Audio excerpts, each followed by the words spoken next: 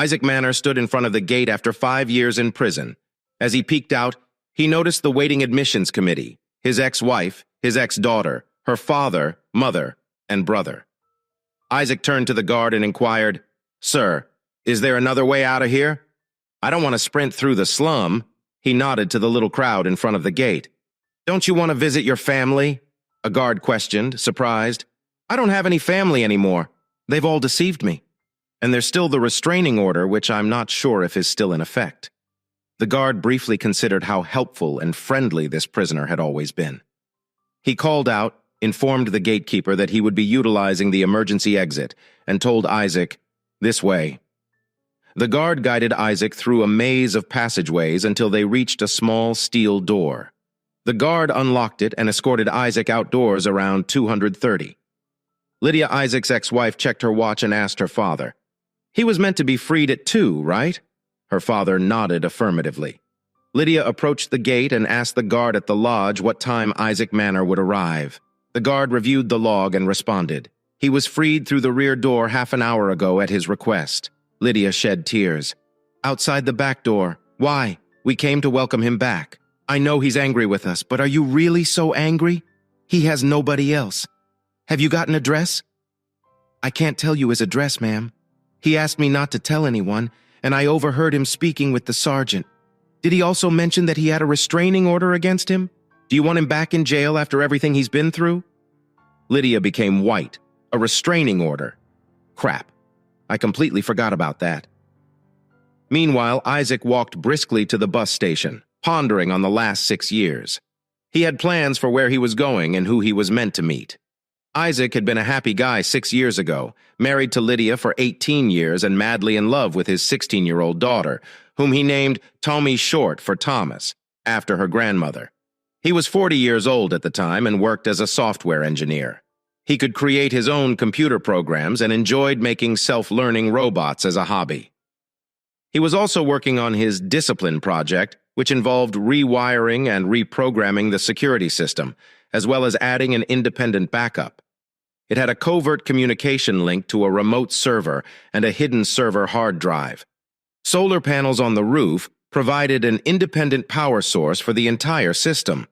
On a whim, he created another secret system in his garden with a 4-petabyte backup outside the garden perimeter, but still on his property. To make matters worse, he devised a dual camera system concealed behind a ceiling-mounted sound system. Isaac needed a good security system because his one-man company did a lot of work for the government, and he was glad to work on this project. His house, large enough for a family, was at the end of a cul-de-sac in Dens, together with 4 other houses on the plot behind it. He created a vast office while yet leaving enough space for a beautiful garden. He purchased the property and built a house adjoining a forest reserve, with the proceeds from the establishment of an internet search engine for software solutions when he was 20 years old. He created it and released it on the internet, where one of the software behemoths instantly purchased it for use on their website. Isaac was an average man, 6 feet 2 inches, weighing pound 190, with dark blonde hair and bright brown eyes, a kind face with large lips, and a beard that he had to shave off in the evenings to seem respectable. He enjoyed biking and strolling, but disliked strenuous physical activity. Isaac was shy at first, but once he opened up, he became a loving, charming, and humorous person who could converse on a wide range of issues. He was also an ardent reader, able to read anything quickly and recall articles and sections from books years later.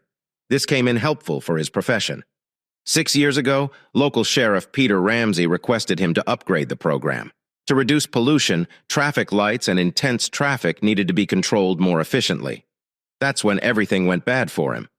Isaac and Lydia invited the sheriff to supper to discuss the status of the project. When the sheriff met Lydia, he instantly began fantasizing about a statuesque woman. It took Ramsey 6 months to realize his dream. Late one morning, Isaac completed the road project and returned home to celebrate by taking his wife out to dinner in their driveway. He spotted an unknown automobile. Guests. He believed he entered the house and saw Lydia and the sheriff. "What's going on here?" he shouted. The sheriff stopped and grinned at Isaac. Then he spoke mockingly to Lydia. The little one has learned. Now I'll leave you two alone to give him the rules." Lydia appeared slightly uncomfortable, but nodded in agreement as the sheriff walked out of the house, closing the door behind him. Lydia questioned Isaac. "Can we talk about this as adults?" Isaac's shock and anguish faded, giving place to a cold, calculated anger. "I want you out of the house. Pack your belongings and leave." "No. You allowed me to have one affair. It will not last long. It will be over soon. If you don't, you will bear the penalties, and you will not like them. If you file for divorce, I will take everything from you, and you won't see Tommy again. You are delusional. You can't possibly expect me to agree to it. You are out of your mind." Lydia sighed. "I was scared you'd react like this. I love you, but I need it, and it'll pass." "Do not do this to yourself," Isaac answered with cold calm. "Are you the one who is threatening me? You should be aware that I do not respond well to threats. I'm leaving now and will return at 6 this evening. In the meantime, your sweetheart is free to entertain you as he wishes. I will never touch you again. But when I return, you'd better leave." Lydia opened her mouth, but then decided to lower her head and walk out the bedroom door. 5 minutes later, Isaac was back in the car and on the phone with his lawyer to schedule an appointment. Isaac arrived home in the evening to an empty house, and his rage gave way to despair and grief. The next morning at 8 a.m., Isaac's attorney entered his home office. Ben Green and Isaac were good friends, so they could easily schedule a meeting before the start of the work week. Isaac laid down the coffee pot and inquired, "Coffee?" "Yes. With a little water, the color becomes black. The nail polish remover you serve as coffee is extremely unpleasant on my stomach. So, what is the problem you need to tackle so quickly?" Isaac told him about capturing Sheriff Peter Ram on his date with Lydia, as well as Lydia's threats. Ben appeared surprised and scared. "Peter Ramsey? What the heck? That is horrible news. He's as corrupt as a rotting corpse, yet no one can prove it. He brought Lydia into this, and he always has other ideas. You must defend yourself financially and possibly physically." Isaac's brain surged in with newfound vigor. His pal was not easily intimidated, so he devised a quick and filthy remedy. "I will grant you power of attorney. You can print the required paperwork here, and I will sign them straight away. If something goes wrong, you can manage my finances. I will give you a flash disk with all the information you require, and you should begin the divorce proceedings." Ben nodded. And just as I was going to depart at 9:30, there was a big bang and the door fell inward. 5 police officers raced inside and knocked both males to the ground. "Which one of you is Isaac Manar?" one of them shouted. Isaac, lying face down, said into the carpet that he was the guy they desired. "You've been arrested," said the officer. "For what?" Isaac inquired, perplexed, as if you were unaware. "Your wife and daughter have filed abuse reports. They're being examined right now. I assaulted Lydia and Tommy." "No way. I haven't touched or seen my daughter since yesterday morning." Ben intervened. "Isaac, keep your mouth closed. Do not say anything. I will manage it." He turned to the police and inquired, "Where are you taking him to 2nd Street?" The reply arrived. "Take care, Isaac. Don't be tricked. Also, don't mention anything without my present." Ben called out as Isaac was put into the back seat of the police car, then dashed to his office to lock the flash drive in the safe. He informed his fiancée, Anna, who was also his secretary, that Isaac had gotten into a fight with Sheriff Day and was detained for attacking Lydia and Tommy. He ran to the 2nd Street station. When he arrived, he announced himself as Isaac's attorney, and the officer on duty directed him to wait. An hour later, the officer informed him abruptly that Mr. Manar had been relocated to the Forest Lane station. An chilly lump formed in Ben's stomach. He had the impression that Ramsdale was attempting to keep him away from Isaac in order to buy more time to force a confession. So he dashed over to Forest Lane at the counter. He informed the officer on duty that he had come for Mr. Manor, and the waiting game resumed when the duty officer stated that Isaac was not present. But at the 2nd Street station, Ben had had enough. He took out his cell phone, browsed through his contacts, and hit fast dial on the friendly judge's number. He told the judge what had happened, who was involved, and how they were defrauding him. The court instructed Ben to place him on speakerphone. He questioned Mr. Green in a clear voice. "Is the officer on duty in the vicinity?" "Yes, sir." The officer is now listening to his supervisor. "Good. Gentlemen, this is Judge Orlando speaking. It appears that the cops are blocking Mr. Mander's attorney from speaking with his client. Is this correct? 3 broadcasts before noon is a tad excessive. No, sir. It's simply a clerical error. Manor is located on 2nd Street. The cop stammered while thinking, "Oh, darn. Sheriff Ramsdale can kiss my buttocks next time. I am not going to take that judge's anger on myself." When Mr. Green arrives at 2nd Street, he will have immediate access to Mr. O. Manor. Understand? Mr. Green will be able to communicate with an uninjured Mr. Manor as soon as he enters the station. This means no bruising, no tumbling downstairs, no mishaps, and no interrogation without a lawyer present. Do I make it plain, gentlemen? Now for the books. Please provide your names, rank, and badge numbers. Despite the air conditioning, both men sweat tremendously. When the phone discussion ended, the supervisor offered to accompany him to 2nd Street. He spotted Isaac sitting in a jail waiting for Ben. Ben retrieved a voice recorder from its case and hit the red button. "Isaac, have they attempted to interrogate you?" "Yes, they tried. They also attempted to frighten me. They threatened me with a baton if I didn't admit to assaulting and gravely hurting Lydia and Tommy. I instructed them to do what they needed to do, but I wouldn't say anything unless my lawyer was present. Were you treated well?" "They did not treat me at all. I haven't had a drink since they brought me here, and I was not allowed to use the restroom." Then it abruptly ceased.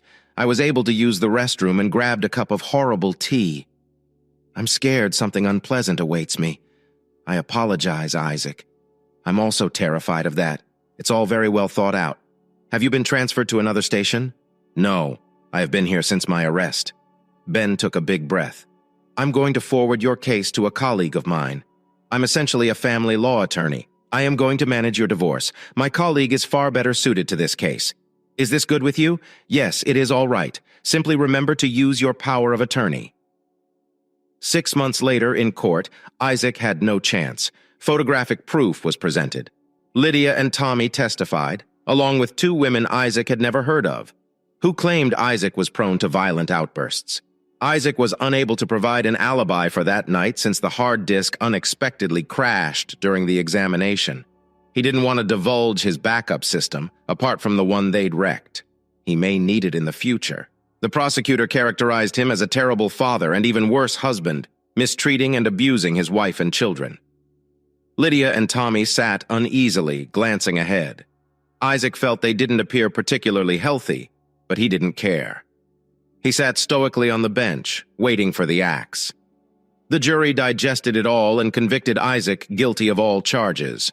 Finally, the judge pronounced sentence. Isaac was sentenced to 5.5 years in prison, excluding pretrial detention. With any luck, he'd be out in 3.5. But Isaac was expecting 4 or 5 because of the sheriff's tentacles. As the judge read the punishment, he heard Lydia sigh as he gazed at her. He noticed that she had turned ashy, and his daughter was crying, her eyes bulging. Peter Ramsdale, back in his cell, was the only one with a Cheshire Cat grin. He received a visitor.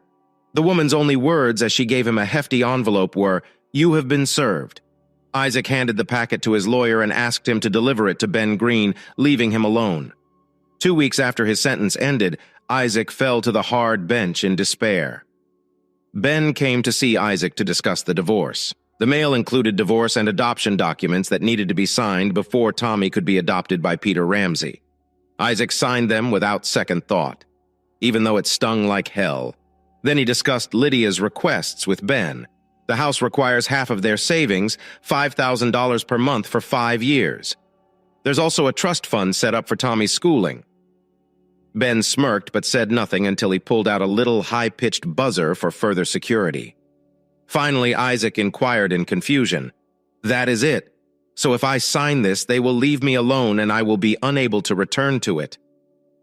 Ben, still smirking, responded, "Yes, that's correct." Isaac was silent for a moment. "The house was mine before we got married, so that is an absolute waiver. It remains my... Please board it up and erect a fence around it. Turn off the water but leave the electricity on. And because that butthole is going to adopt Tommy, he can cover her tuition. Can you do that? 5 times. 12 times $5,000 equals $300,000. Right. Just pay it in one flat sum. And half of our savings are approximately $700,000. Offer her roughly $1 million and urge them to take the lump sum. No house, no trust funds. Otherwise, we'll start a war and make it as brutal as possible. Ben grabbed his belongings and informed Isaac that he would make a counteroffer before turning off the buzzer. He said, "Did Lydia know about the investment fund?" Isaac responded, "I mentioned it from time to time, but I never told her how big it was." "Has the city paid for the traffic light software change yet?" "I am guessing not. I would remind them if I were you. This sum of $175,000 is your fee. I might need you again in the future." Ben returned home depressed and delighted at the same time. He was sad that his friend would disappear for another 5 years in prison for something he did not do. But he was also delighted that he could finally afford the property he and his girlfriend had been eyeing. But first, they had to acquire $175,000 from the town. Ben was aware that they were legally compelled to pay it, but he expected them to do everything possible to avoid it. The next day, Isaac arrived at his new residence following the warden's mandatory speech. He was brought to his new home when he found himself in his cell. The biggest man he'd ever seen stood in front of him. He was told that KTU was the most powerful bully in the prison and that, as promised, he would be warmly received. K2 focused on writing something on a piece of paper. Isaac took everything for granted and gently cleared his throat. K2 growled at him. "If you ever tell anyone that I can't write well, you will suffer a miserable death." Isaac was stunned and inquired, "Nobody took the time to teach you." K2 looked up, surprised. "You are the first to ask that question. I have had to work since I was 8 years old. What are you attempting to write?" "No offense. A letter to my grandmother. She turns 87 next week. Can I help? If you tell me what you want to write, I will write it down." "No, I prefer to write it myself. I have not finished it yet. You are welcome to rewrite it once I have finished writing." "That is a good idea." K2 screamed excitedly and clapped him on the shoulder. "Be careful. I am not a mountain. Don't you want to learn how to read and write? I can teach you if you want." When the mountain guy who everyone was frightened of replied, "Yes," tears welled up in his eyes. "I would like that very lot, but if you inform the others." Isaac instantly responded to defuse the situation. "Why should I do that? You're trying, and that motivates me to support you. Anyone who tries deserves assistance. My name is Isaac. What are yours?" "I am Fabian Small. Don't laugh, but everyone calls me K2. "I'm not sure why, but they call me K2. K2 is the world's second tallest peak. It is also the most deadly peak in the world. Far more perilous than Everest. I believe you need to maintain Fabian's reputation." Isaac grinned at the words. After then, K2 broke the ice and dictated his letter to his grandmother. Isaac wrote it in bold block characters, and K2 easily copied it. Lessons soon began. After 2 weeks in custody, Isaac received a phone call. He received visitors, although he wasn't expecting them. Before leaving to prison, Isaac's brother reprimanded him during his only visit and told him he didn't want anything to do with him anymore. The only person he expected to see was Ben, who wasn't scheduled to see him until the next week. Isaac entered the visitor's room and noticed his soon-to-be ex-wife and daughter at a table near the back wall. He came over to the table where the guard was sitting and said, chuckling, "Come and gloat. Here is your chance." He turned and told the guard, "I've had enough. I want to return to my jail. Please," and walked out again. He could hear Lydia crying behind him. "Isaac, please wait." He simply moved on and the door closed behind him. Isaac turned to the guard and inquired, "Sir, is there any way to prevent this from happening again?" "They banned me, and now they come to rub up against me. I can definitely do without such guests." The guard told Isaac that he would speak with the warden. Ben and Isaac sat in a tiny conference room designated for attorney-client interactions. Ben, as usual, let out his noisemaker before stating, "I have an amended divorce proposal here." Isaac lifted his eyebrow. "What do you mean by modified? More money? What is there more of?" Ben looked over his papers and said, "No, Lydia is willing to give up half the money if she can speak with you. I apologize, Ben, but you will not be the bearer of terrible news to her. Please inform her directly that I'd rather pay $500,000 than talk to her or her friends and family." "Isaac, that is an extremely pricey disclaimer. You recognize that, don't you?" "Yes, Ben, yes, I am aware of this, but it's only money and I've been humiliated enough. Please pass forward the message and may they rot in hell." Ben sighed. "Okay, I will do anything you ask. Is there something else I can do for you? Isaac smiled in anticipation of what came next. He said, Yes, you can. I need children's books to read, starting at level 1 and progressing to the highest, level 2 for each level. He wasn't disappointed. Ben's mouth dropped open and his eyes became as huge as saucers. Ben stammered, Why do you need this? Did they blow your mind out? No, but keep this a secret. This is for my cellmate. I'm teaching him to read and he's quite excellent at it, so I need books for him to read. Ben smiled. So characteristic of Isaac manner. Good. I'll take care of it. The guards and prisoners were overjoyed when Isaac received a parcel in the mail the following week. One of the guards unpacked the books and remarked on Isaac's intelligence.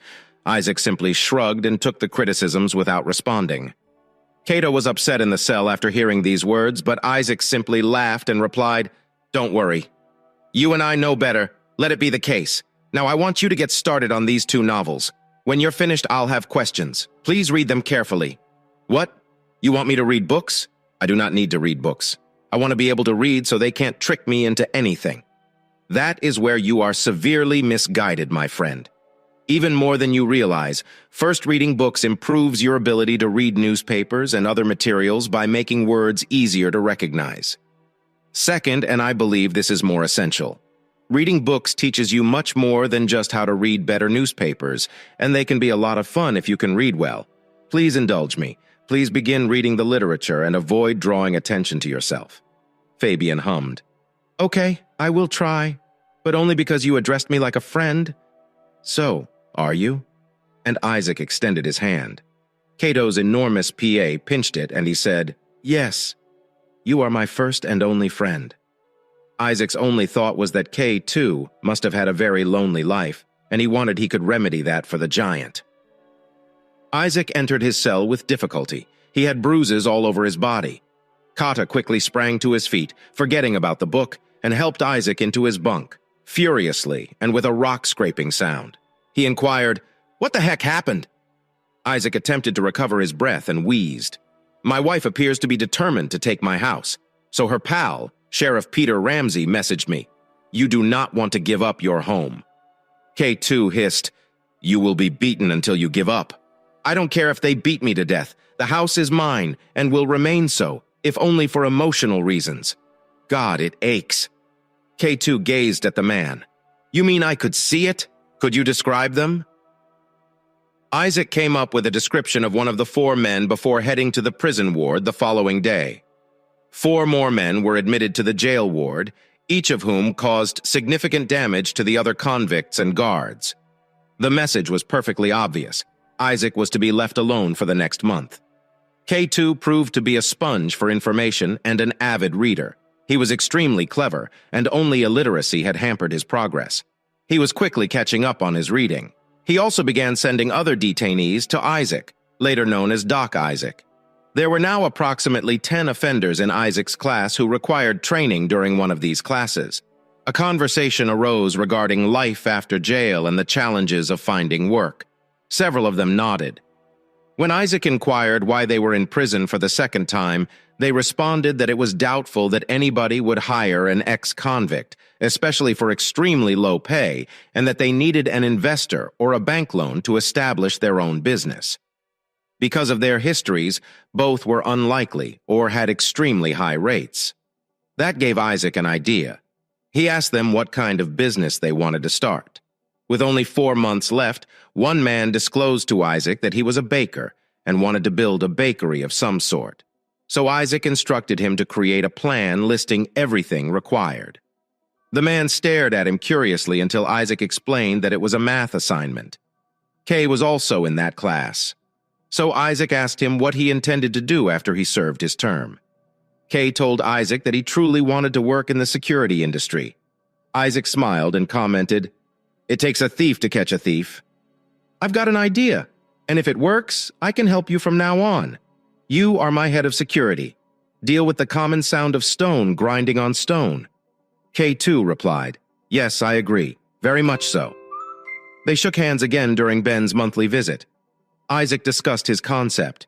He planned to establish an investment fund that would help ex-convicts start their own enterprises. The fund would also assist them with legal and financial red tape. Would Ben have wanted to participate? Isaac intended to use some of his investing cash as seed money following the divorce. Ben paused for a bit before saying, "I agree. You handle the financial side and I'll handle the legal side. Let's strike a bargain and I'll start to work right now." What a wonderful idea. Then he got reflective again. Isaac quickly grabbed him under his arm and asked tenderly, "What's eating you?" "Spit it out," Ben responded. "I had a long conversation with Lydia. She signed the divorce papers and is now simply seeking for half of the savings with no alimony. She was upset by your reaction, and I believe she understands that you do not have the opportunity to speak with her. She will not claim the house or ask for Thomason's education fund. I brought you the documents to sign." Isaac signed the divorce paperwork. Lydia surprised me by changing her mind. 6 months later, he was back to being single. His initial idea was freedom, but it turned out to be the contrary. Isaac began to get used to life in prison. His and Ben's investment fund was doing quite well. They had already helped numerous convicts acquire jobs or start their own enterprises, and now the money they had invested was starting to bring in good profits. Isaac was highly regarded, and any newcomer who tried to joke with him got a very severe lesson in good manners. Isaac was even given a separate room for his teachings, as the guards and wardens were fully aware of the calming effect Isaac had on these individuals. This made their work considerably easier. One day, a social worker approached him and questioned, "Why isn't your name still up for parole?" Isaac decided to state it frankly because the warden is a friend of Sheriff Ramsey Day, and his reports on me are consistently negative. As a consequence, I don't even want to be paroled.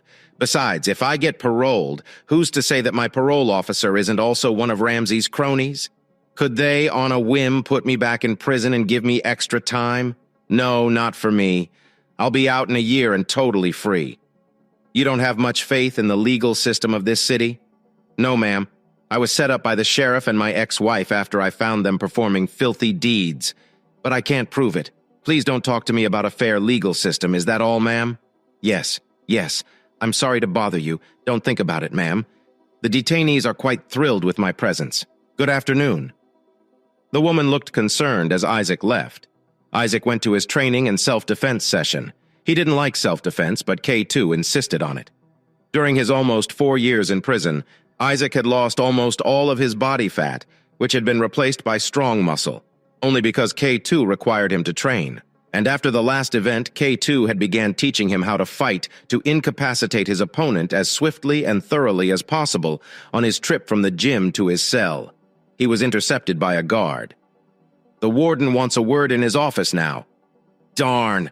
What did they come up with this time? Am I in trouble? He thought, feeling his gut lurch outwardly serene and balanced. He answered, "Yes, sir. Do I need to clean up or can I go like this?" The warden answered, "Now you may tidy up later." 5 minutes after the knock on the door, Isaac found himself in the warden's office. The warden dismissed the guard and inspected Isaac over. "You might want to clean yourself up beforehand." Isaac decided against the obvious answer and kept mute. After a while, the warden added, "I was informed you know something about computers. Is this true? I was a computer programmer in a prior life." "Warden, sir, that doesn't solve my question." Prisoner. The inquiry was, "Do you know anything about computers?" There was something suspicious here. If the man was having computer troubles, why didn't he merely phone the City Council's Information Technology Department? Isaac decided to take a chance. "Sir, a computer contains 2 elements, software and hardware. If it's a software problem, I can probably solve it. The hardware problem? The machine itself is less likely. There's nothing wrong with the machine. Now sit down and start looking for the fault with those words." He exited the office. Isaac, expecting a trap, started checking the computer. It is both a problem and a trap. The internet icon is in a prominent area, and they know that I have asked for the permission multiple times. All of them have been denied, as have all the others. He has determined he will not go there. I presume they will keep an eye on the link. He started conducting some research. The first thing he found was a keylogger. Cheeky. Any more surprises? He smiled to himself and continued checking.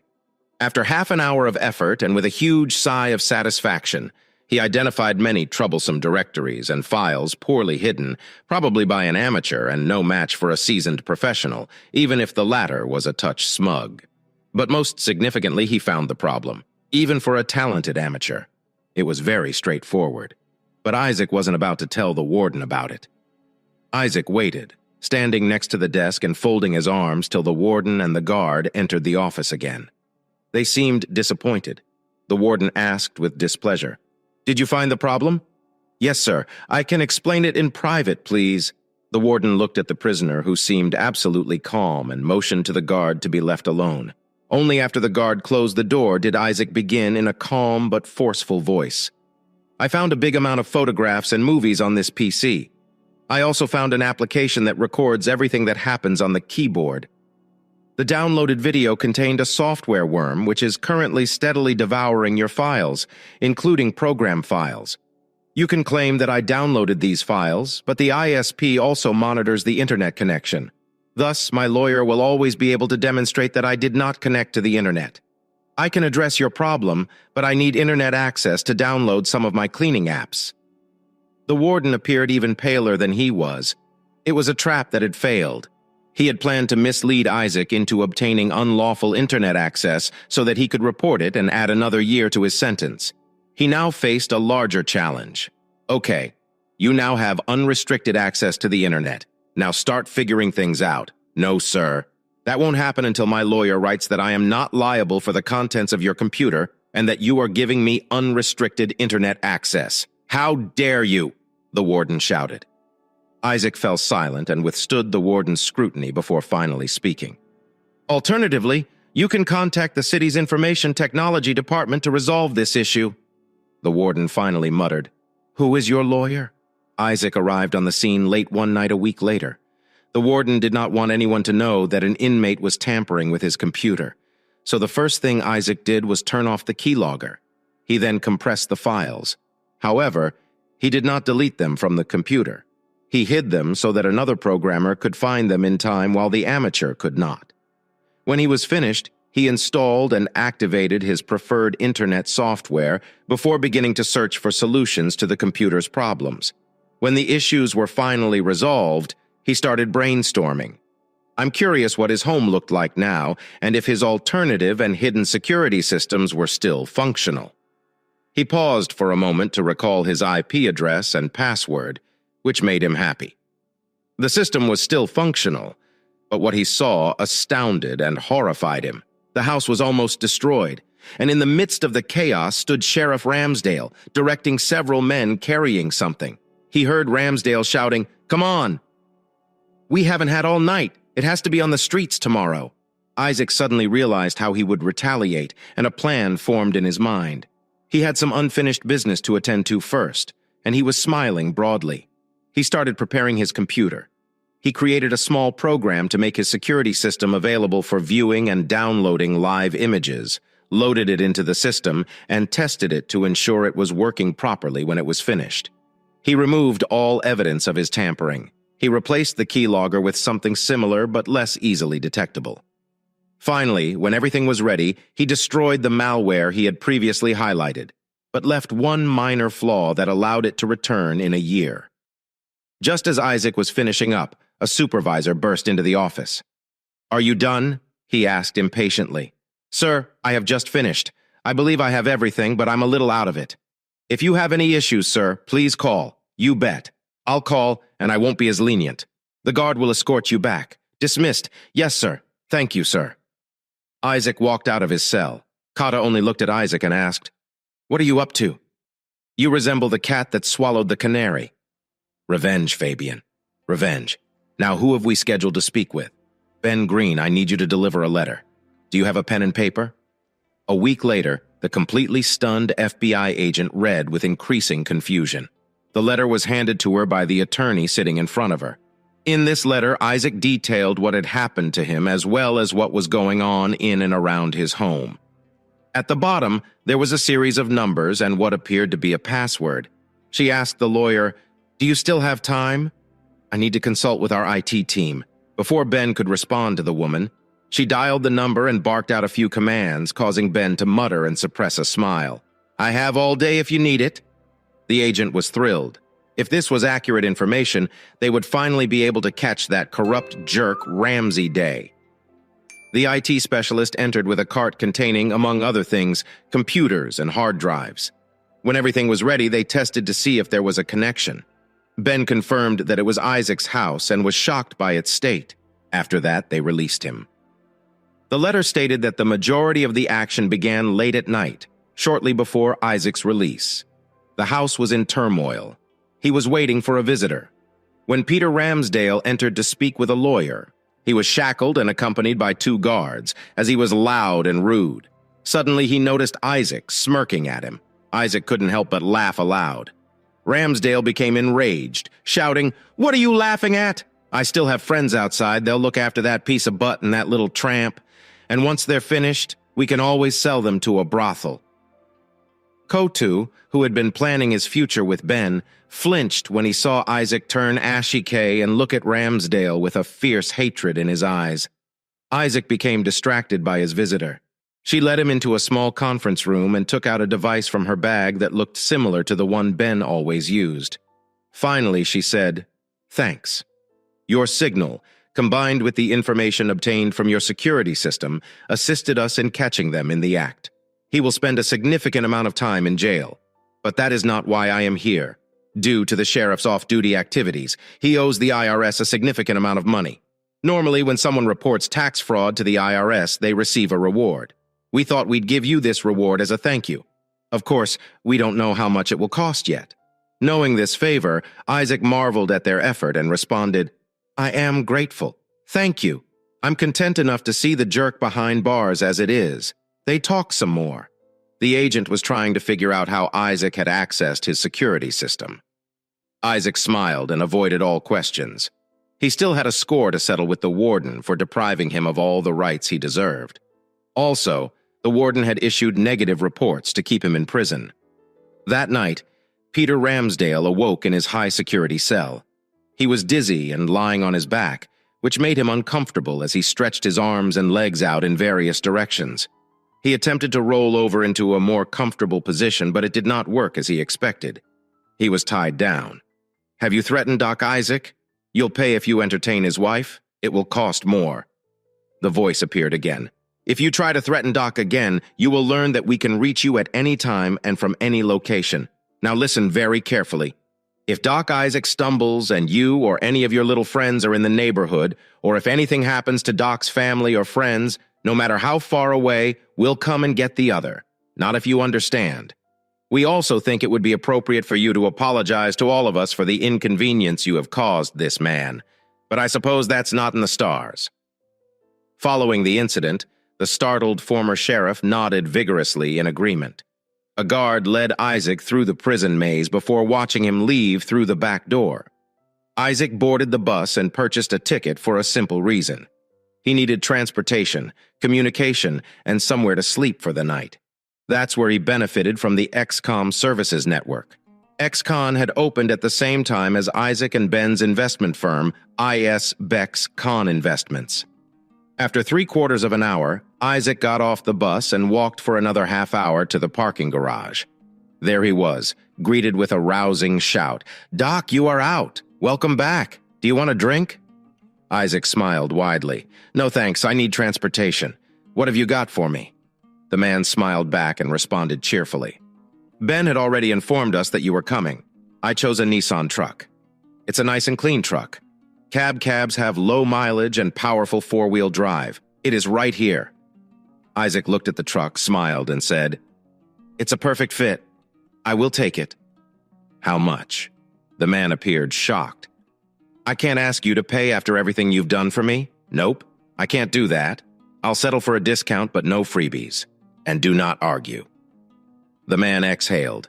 Ben predicted that we would figure things out. "Are you enjoying a cup of tea?" Isaac waited for the paperwork to be sorted. He started the truck shortly after that. He became acquainted with the layout and operation before heading out to see his trusted. Late in the afternoon, he sighed deeply and sank into a comfortable chair. He addressed Anna, now Ben's wife. "It has been a long time. I have sat in a chair like this." Anna smiled at Isaac. She was very fond of the man.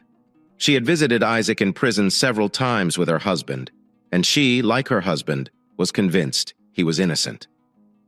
At the same time, she noticed that his face was very haggard. Many unsettling wrinkles had appeared on it. His eyes were once soft and bright, but now they are sad due to his beard. His face was no longer as simple to read as it once was when she could read him like a book. His manners, however, remained those of a gentleman, courteous, well-placed, and gentle. Isaac brought her flowers. Even though he was unable to attend Ben and Anna's wedding, he remembered it vividly. She informed Isaac that Ben could come at any time and would pick up the Indonesian food on his way home. They knew it was Isaac's favorite meal. Ben walked into the hall with great enthusiasm. "What is that ugly sapphire truck doing in my driveway?" He laughed and the men hugged. "Welcome back, Isaac. I'm so glad you're here." Isaac just nodded abruptly, at a loss for words. Anna stroked his back and quietly told him, "It's fine. We understand. Take your time." Isaac flinched. He shook his head to relieve the gloom and said, "Sweet home." The spell was broken. "Isaac, what would you like to drink?" "Beer." Isaac thought for a moment before replying, "No, just some sparkling water. I haven't had any alcohol in 5.5 years. I will keep it up." Anna began to serve dinner but abruptly stopped in front of the two hungry men, holding a tray of delicious-smelling food. She smiled and said, "Now that you've caught my attention, I have something to say. We will use this evening to celebrate. Tomorrow you can go back to fighting dragons. Deal?" The two men immediately agreed. It set the tone for an enjoyable evening.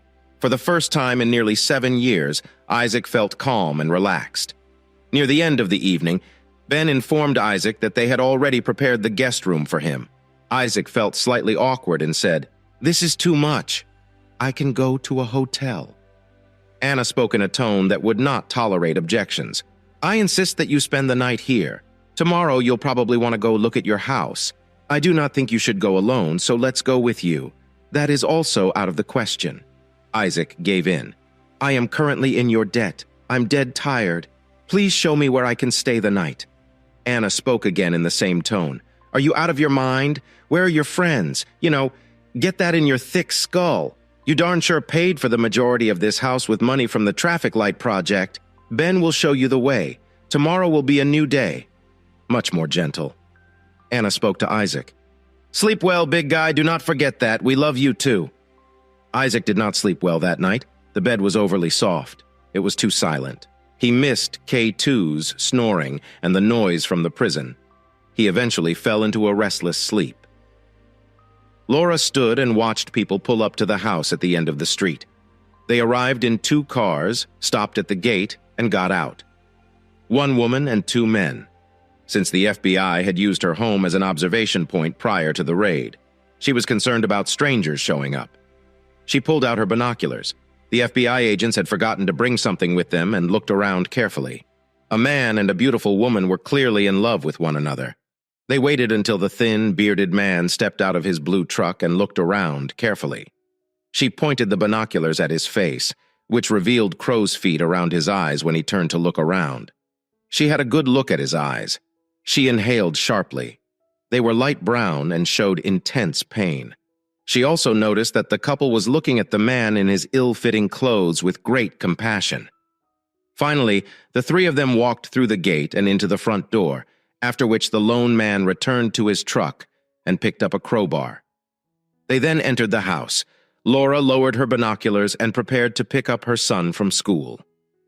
Isaac walked through the ruins of his house's interior from 6 years ago. Everything around it appeared to be ruined as a result of what had occurred. For Isaac, it was just another building.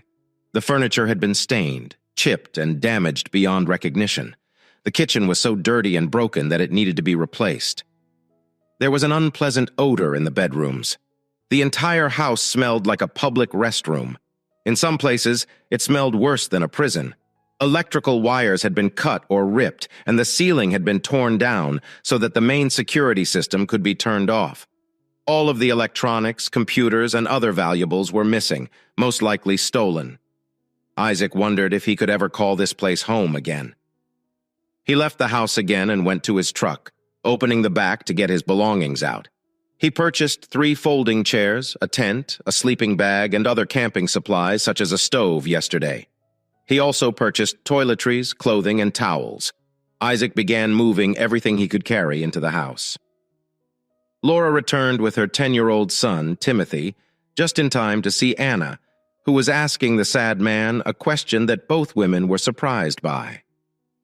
At this point, Isaac lost his temper. After assessing the damage to his home, Isaac gradually lost his resolve. All that remained of his life before prison was a bare husk, tainted by abuse and bad memories. He set up his bed and kitchen utensils in the cleanest room he could find and was about to relax in the sun. When Anna softly asked Isaac, "Is this a good idea? I can see you are very anxious. Please come back with us." That was the final straw. Isaac collapsed into the chair beside the front door where he had just reclined and let go. Sobs shook his body, tears streaming down his beard, seeping into his coarse hair and staining his shirt. He cried out in frustration, pain, and grief, shaking Anna to her core, then jumped out of the house and hugged Isaac tightly. It's okay. We are here to catch you. Simply let it all out. I got your back. Let it all out. We understand." Ben spoke softly to the distraught man and whispered to Anna himself. He's finally showing some emotion. Isaac took a while to come to his senses. He finally hugged his 2 friends and thanked them. "I would not have known what to do without you. I'm calmer now. The way they treated the house was simply unbearable." "Anna is still very worried," asked Isaac. "We should get going. Are you certain you want to stay here? Please come with us." Isaac smiled slyly. "I am fine now. I need to get a new phone and start doing business. This is my house, and I intend to make it my home again. Do not worry. I'll be fine with something more practical. Your phone numbers, please. I only know Ben's office number." The 2 handed Isaac their business cards and went silently to their car, while Isaac returned inside. As they were about to get in the car, Laura approached them. "Good morning. I am a neighbor. I apologize for the intrusion. May I ask you something?" Anna looked at the woman. She had a gorgeous face. Despite the worry lines framed by a halo of curly light brown hair, she was slightly overweight but still shapely and graceful. Anna responded curtly due to the intense emotions she had been experiencing in the previous few hours. "You are welcome to ask questions, but I am not sure I can or want to answer them. By the way, I'm Anna and this is Ben. I am Laura Winstead and I live there with my 10-year-old son, Timothy. I was wondering if your friend was okay. It's been a bad neighborhood lately, so I'm concerned about my sons and my safety." Ben laughed aloud, but Anna replied, "Laura, your neighborhood has improved dramatically." "There's nothing wrong with Isaac. He'll improve with time." Laura wasn't yet relieved. "So he isn't dangerous? I apologize for asking, but it was really bad, Isaac." "Dangerous? No, Laura. Despite what the rumors say, he is not dangerous at all. He's one of the most gentle people I know. With those words, he will most likely be the best neighbor you have ever had." Anna got in her car and drove away, leaving the confused woman behind. Isaac was walking through his home. He noticed that the wires in the fuse box were not cut. Only the fuses were gone, and the small black box hidden in the niche above the door appeared to be unaffected. It was the fuse box for the solar panels, which powered the home's backup security system. The other panels powered the system outside, which ultimately led to Peter Ramsey's death. He walked straight into the study, which had once been his office but was now covered in trash, empty cardboard boxes and the like. His desk remained against the wall, covered in dirt, as he pushed everything aside. He flipped the desk over with great force and propped up the base. It arrived, and behind the hatch was the backup security system, blinking green. Isaac thought she was still here. This has proven to be a very worthwhile hobby, assuming, of course, it is still functional. He was pretty sure they hadn't found a single camera or microphone. Otherwise, they would have torn the house apart to find the system and add a computer or laptop to the list. He had a thought. Isaac never bothered taking notes. His memory had not failed him yet. The afternoon was spent shopping. The phone, ISP, tablet, and laptop computer will arrive later because they cannot be charged. Flash drives and a small generator provide electricity. Solar panels weren't enough to meet his needs. He returned home with a truck full of stuff and dinner. After finishing his dinner, he took out his cell phone and called Ben. "Hey, Ben, this is Isaac. Have you got a pen and paper?" Isaac gave Ben his phone number and new email address and requested a list of XCOM companies. A few minutes later, he got a reply. Ben could always predict Isaac's train of thought and had everything ready in advance. Laura looked out the window the next morning and saw her new neighbor sitting in the morning sun in a folding chair at a folding table, holding a laptop and talking on the phone. Laura looked things up online and became even more perplexed. The man had been in prison for 5.5 years for assaulting and physically harming his wife and daughter, so he deserved the punishment. You had to be extremely cruel to another human being. But this man and woman assured me he was harmless. Laura considered and decided to be cautious. Today, she only had Timothy to care for because she was only working part-time. She wished she had more hours, but that was out of her control. Her employer was extremely rigid. She was eating breakfast with Timothy when a van drove up to the house. It said on the side, "Ex-convict services." Below it was written the following: "We've had a difficult time learning, to be honest. But now we do honest work for an honest price. Call with a phone number." She saved it so she could check it online. Tim attended school. Two men stepped out of the car and greeted Isaac with a smile and a handshake. They carried a thermos flask and a large bag. Isaac laughed as they all made their way inside the house. Isaac noticed that his neighbor had been watching him the day before. He noticed her look again and thought, "Word will get around quickly. Perhaps we should postpone the introductions for now," and he began giving instructions to the men. "I need to clean everything up. We will begin with the kitchen, bedroom, and my office over there. If you find something and are unsure what to do with it, it can be scrapped. Please come and ask." The same truck came up and unloaded a 40-yard dumpster. Laura looked outside again and noticed a minivan with an ESCOM services sign on the side. A woman got out, looked around, and gave the others directions. When she was finished, she walked to the back of the van, pulled out a large bouquet of flowers, and rang Laura's front doorbell. Laura opened the door, and the woman gave her the flowers with the words, "Regards, Dr. Isaac, for the inconvenience. And if we're being too loud, simply say the word and we'll stop." The woman walked away, leaving Laura's mouth open. Laura looked over to the other house and noticed Isaac sitting at a table near the front door. He looked up at her and waved. She held out the flowers, waved, and went inside to find something to put them in. She felt oddly elated. 2 weeks and 2 dumpsters later, the house was free of the past, and Isaac and the contractor had completed the plans to restore the interior. Admittedly, it was far from finished. Only his bedroom and a portion of the kitchen remained usable. Isaac was sitting at his regular desk near the door when the rain started. A shelter had been built next to the house, and when it began to rain, he retreated beneath it because he enjoyed being outside in the fresh air and breathing in the smell of the forest. He was enjoying the sound of rain on the tarp when he noticed the car engine stalling. He noticed Laura was in a panic. He picked up his umbrella and walked over to her. "Good afternoon. We haven't been introduced yet. I am Isaac Manor, your neighbor." As you may have noticed, Isaac spoke with a slight smile to conceal his remark. "Yes, I apologize. I am in a hurry. I need to pick up my son, Tim, from school."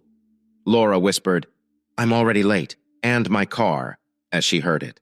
"Your car is not going anywhere. You're welcome to take mine if you don't mind being seen with an ex-con. I can give you a ride." Laura was surprised by Isaac's offer. She thought, feverishly weighing the pros and cons before saying, "I'm more afraid to drive that big truck of yours. Do you mind driving it?" "Sure. Grab your coat and get in. I need to lock up. Perhaps you could use some assistance with the car." Laura made an odd face as she whispered, "I cannot afford it. My ex, Isaac, interrupted her before they drove to school. "Neighbor," I said. "Help. Do you mean help? You know, help. With no strings attached and no payment of any kind. Simply a friendly face and a cup of coffee. Sometimes that is enough." Laura felt embarrassed when he addressed her as a neighbor. She introduced herself as Laura Winstead. "I apologize for being rude. Yes, please, if you can rerun it." The final words sounded hopeful and apprehensive. Isaac pressed the speed dial button on his phone and switched it to speaker mode so Laura could listen in on dark. Came over the speakers. "How are you doing and how can I help?" "I'm doing well, Keith. Could you please contact Joey and have him check out my neighbor's car? The keys are inside the ignition. The car has just stalled. We're picking up her young son." "Sure thing, doctor. Anything else? Please have Joey call me when he has news. I will. And did you know that K2 is scheduled to appear before the parole board next week? Mr. Green has already been notified. Isaac left. Thank you. That's great to hear. Another startup. It already feels like a job. I'm going to need an assistant soon. Laura probably looked at Isaac in confusion when I tried to schedule an appointment with the garage. I have to wait at least 1 week. When and how will I get my car to this garage so quickly?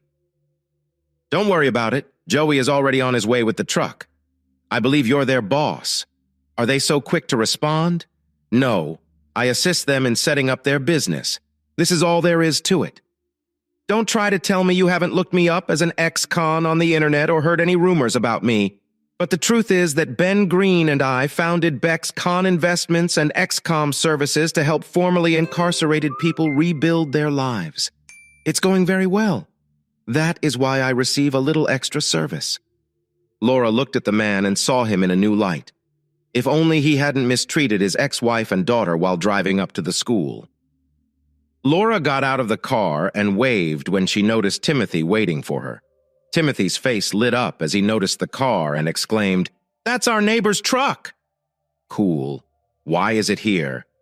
Laura assisted him into the taxi and buckled him in, and she said, "Unfortunately, our car broke down again." Isaac turned and said, "Hello, big boy. I am Isaac. If your mother does not mind, you are welcome to call me that as well. Now let us get you home." Joey took Isaac aside once they returned to the house. "Duck, this vehicle is a death trap on wheels. The motors are wrecked, but everything else is worse. What do you want?" Isaac considered what Laura had told him and inquired. "She cannot do without a car. Have you got anything in stock? I own a nice little Nissan Rogue. However, it is not a pretty color. She can have it. Should I ask her? No, take this one and change it. Send me the bill.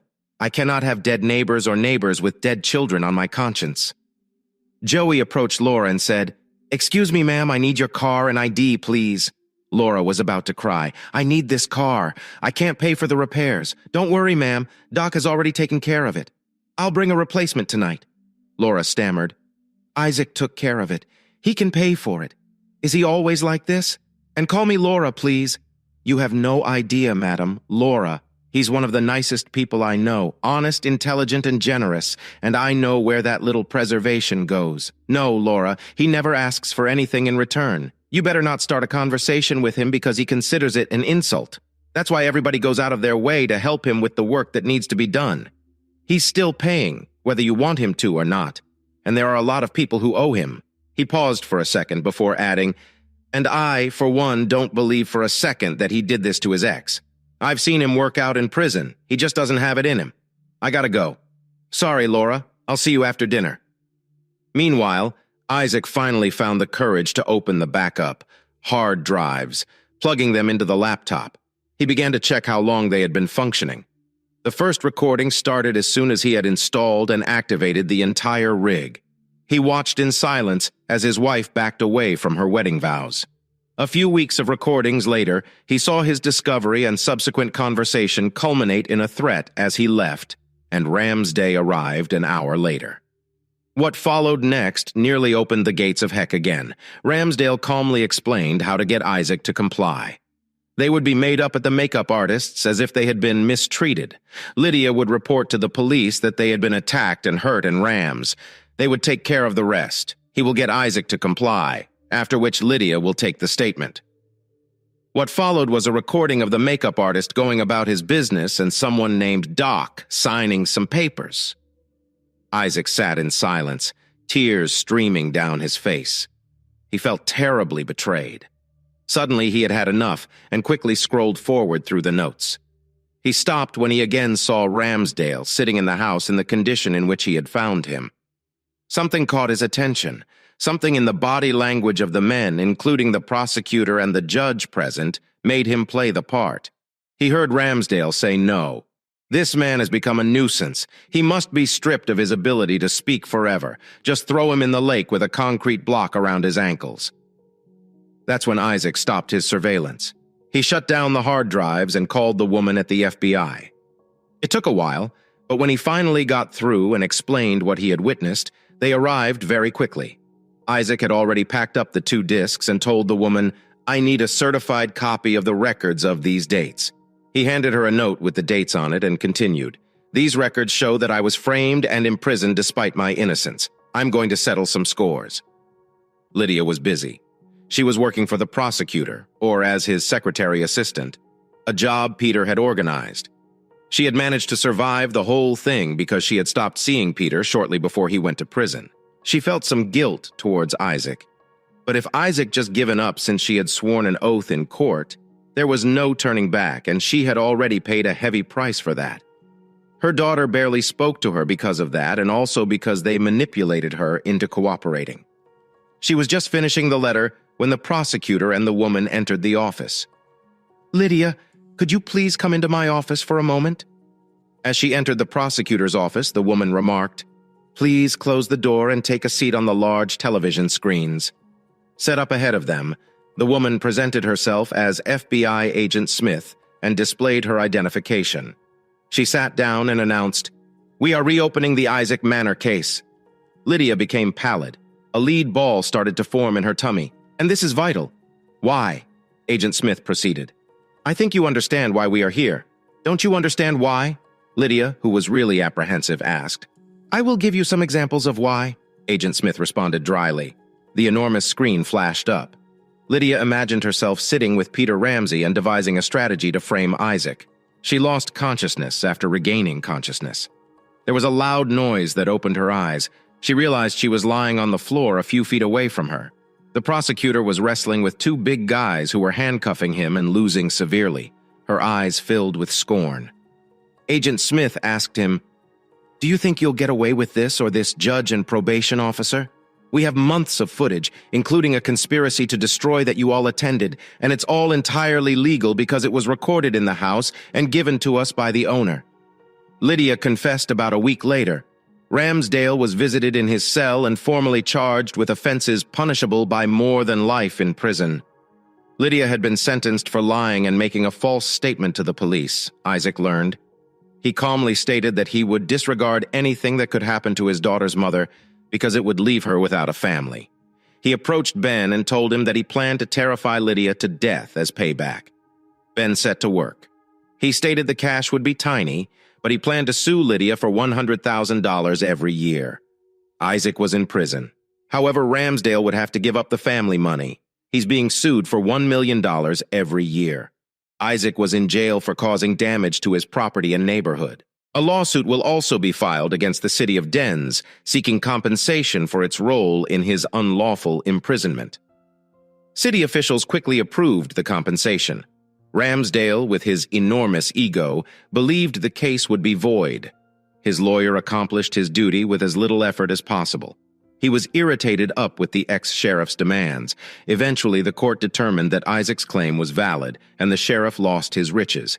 It helped that the money was going to Isaac and Ben's backs, Gun Investment Trust Fund. Lydia was terrified of Isaac's lawsuit. She was in jail. She no longer had a job. Her home would be foreclosed on since she could no longer pay her mortgage. Where would she find $550,000? She was not abused or mistreated while imprisoned. In some ways, the situation was even worse. Her cellmates totally disregarded her. They turned aside when she attempted to talk. She had her own cell because no one wanted to be in her neighborhood and would rather sleep on the ground somewhere else. Lydia overheard news of an investment scheme, and when she inquired about it, one of the guards cynically stated that many criminals owed her for dragging her ex-husband to prison.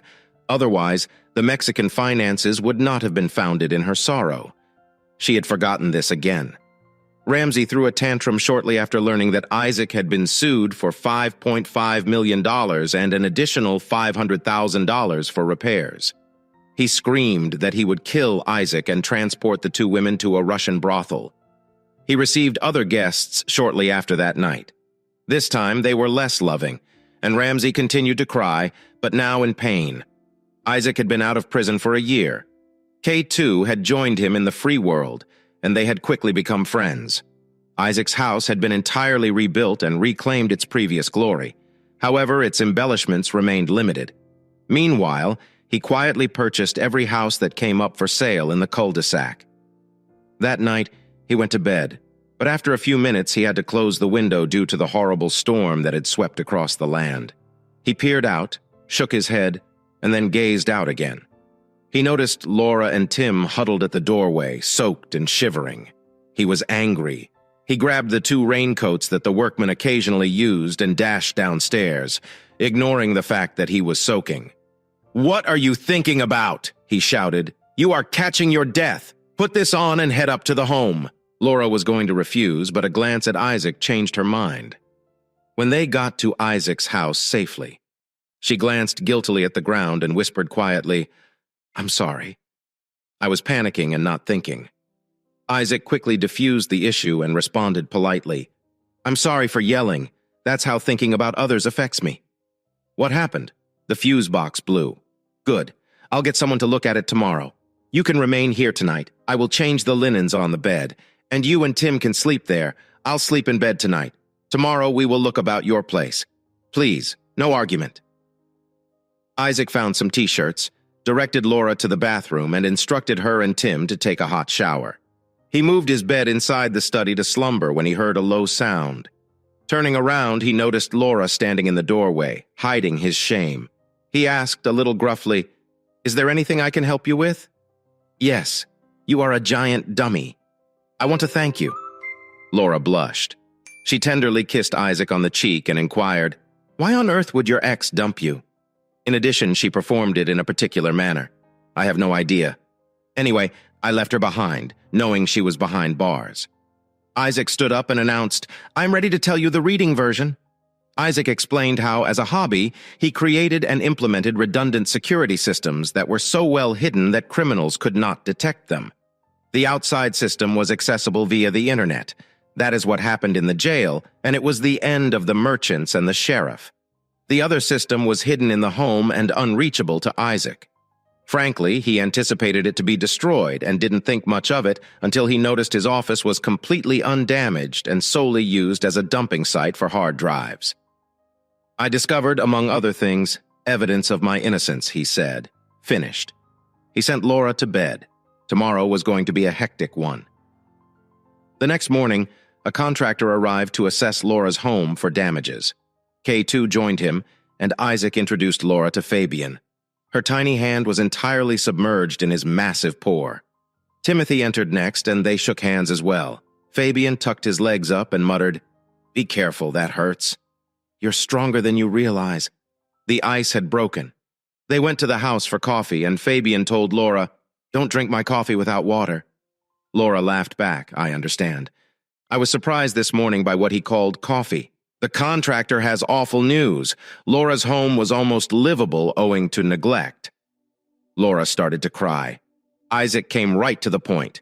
"K2, could you lock my bedroom and give Laura the keys?" He looked at Laura and inquired, "Who is your landlord?" "My ex." Laura hiccups, "And he will not sell it to me." Isaac returned his gaze to Kay, who would handle that as well. "Okay, good, and have it forensically inspected before you give that butthole a price." Laura was astonished and said, "Why the lock?" "Because, according to my neighbors, I still have a negative attitude towards women. What time do you have to work?" "I do not have to work today. They pay me a pittance yet expect 150% of what they pay me. I'm barely making ends meet and can't get another work due of my ex." "What type of work do you do?" "I studied organization and business. I specialized in both. And now I'm a secretary in a pool alongside other secretaries and those prepared to supply additional services." Isaac pondered as he walked. He genuinely admired this woman who was battling with all her might for her son, but was continuously undermined by her ex-husband, and he needed a secretary. His job was fast expanding, and he wanted more leisure time. So he asked, "I need someone to help me full-time. The task is becoming overwhelming, and if I don't keep up, I will become a prisoner of my own trust. Would you be willing to work for me here in this house or from your own home once it has been renovated?" Laura blushed and felt warm. Stammering, she responded, "I don't have any references and I need to be able to care for Timothy." He nudged Laura again, sensing her suffering. "If you work at this house, I will set aside a room for Tim. He'll have his own small office, and I'll help him with his assignments as needed." Isaac paused a moment before speaking softly, "Go ahead and make your move. It will free up your time and benefit me as well." I'll be working with someone I already know. And you, like me? Asked Laura, very shocked. Why else would I be so concerned about you if you were just a neighbor? You'd book a room at a long-term hotel. Now please answer yes. Anna and Ben will work with you to decide on the details. Laura ran into Isaac's arms, embracing him and kissing his cheek. When do I start now? I suddenly want to decorate the house and do a variety of other things. I hope you will stay here while the house is being remodeled. Yes. Timothy will be pleased too. But first I need to quit my old work. May I use your phone? Meanwhile, Timothy uncovered an ancient robot that Isaac had built as a hobby. It was one of the few intact items they had discovered in the house. He rushed over to Isaac, holding it in his hands. Tim exclaimed, "What's this? Who built it?" Isaac smiled happily at the boy and replied, "I did. Let's find batteries and a remote control so you can play outside." 10 minutes later, the miniature robot arrived in the driveway, accompanied by the ecstatic yells of an 11-year-old boy.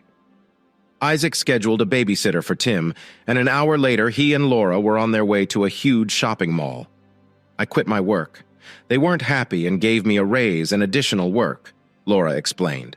Isaac responded by pulling out into the parking lot. I pray it is too little, too late. What do they offer? Laura observed a look of worry on the man next her. She had a thought. Does he truly care? She felt herself become warm, and for an extended period of time slightly moist, in a very different location than her mouth. Laura decided to tease him a bit by asking, What do you have to offer? Isaac didn't miss a beat. $4,000 per month, clean, free rent, and my deepest gratitude. Deal? Laura exclaimed enthusiastically. But free rent. You don't have a house yet. Do not overlook Fabian's negotiation abilities, and no, he'll ask politely. Laura was astounded 2 weeks later by how quickly and efficiently the ex-con workers worked. She had already moved some of her possessions back into her. Now you are free to go home. However, she did so with considerable grief. Laura became very connected to this sometimes gloomy man. Their working relationship was well established. The day started with an hour-long aerobic and fitness training. It was a program Isaac had followed in prison under Fabian's supervision, and as a result, he had become a very fit man who wanted to stay that way. Laura struggled with the workouts at first, but she could already see a difference in her condition.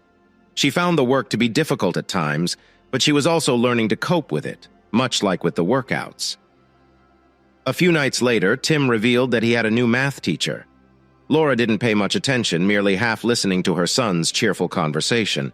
She was wondering about Isaac, and whether there was any way she could express her emotions for him. She was surprised to see an automobile in her driveway and studied it for a few moments. The driver didn't get out, but her attention was drawn to Timothy, who was passionately discussing how he was developing his own robot. With Isaac's assistance, of course. Half an hour later, she peered out again and noticed that the car was still waiting there, with the driver still inside, wondering why. She searched for it, walked up to the driver's side and knocked on the window. Thomas, often known as Tommy, had acquired a position as a math teacher at a school in her old area when her mother was sentenced to prison for perjury. Tommy needed to stop studying artificial intelligence and get a job there. She felt a twinge of jealousy as she heard him talk enthusiastically about developing a robot. She used to do it with her father until her mother went insane and became connected with the creeper. Later, as she was writing invitations to parent-teacher conferences, she discovered Tim's address, and her life fell apart.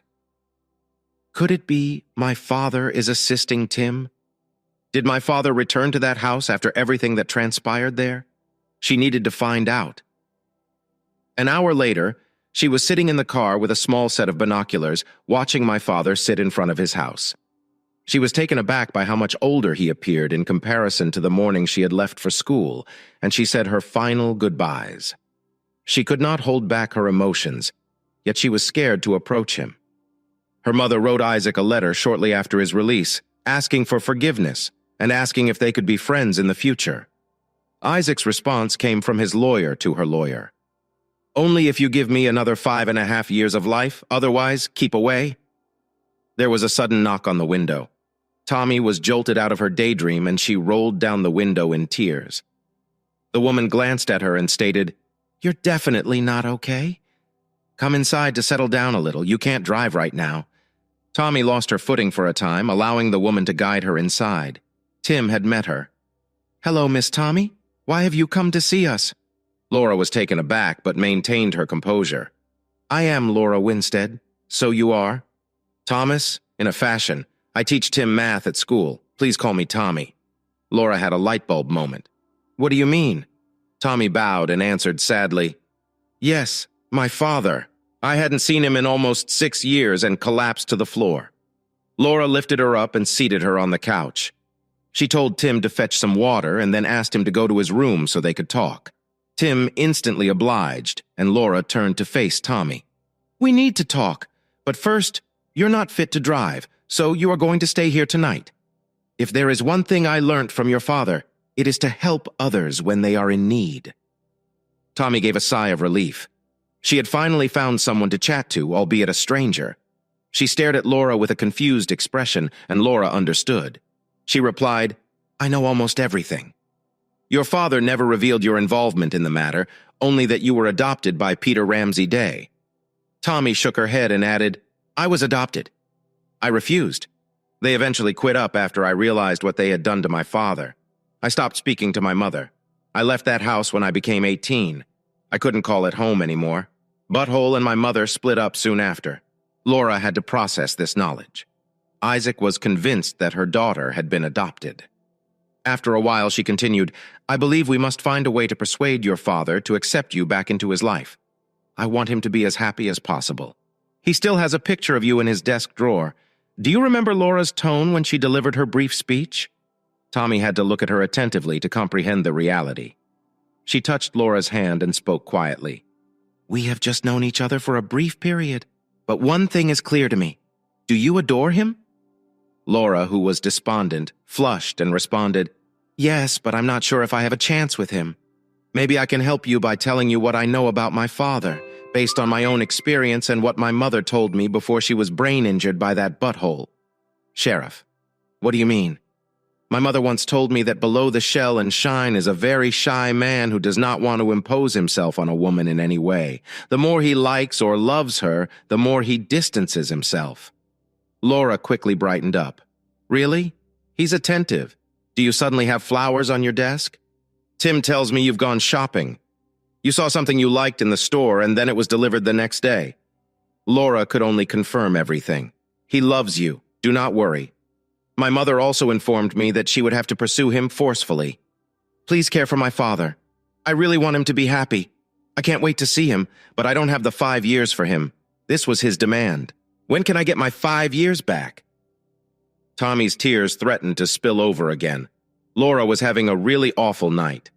After a particularly intense evening, a stranger slept at her home and explained how the man she had fallen in love with was built.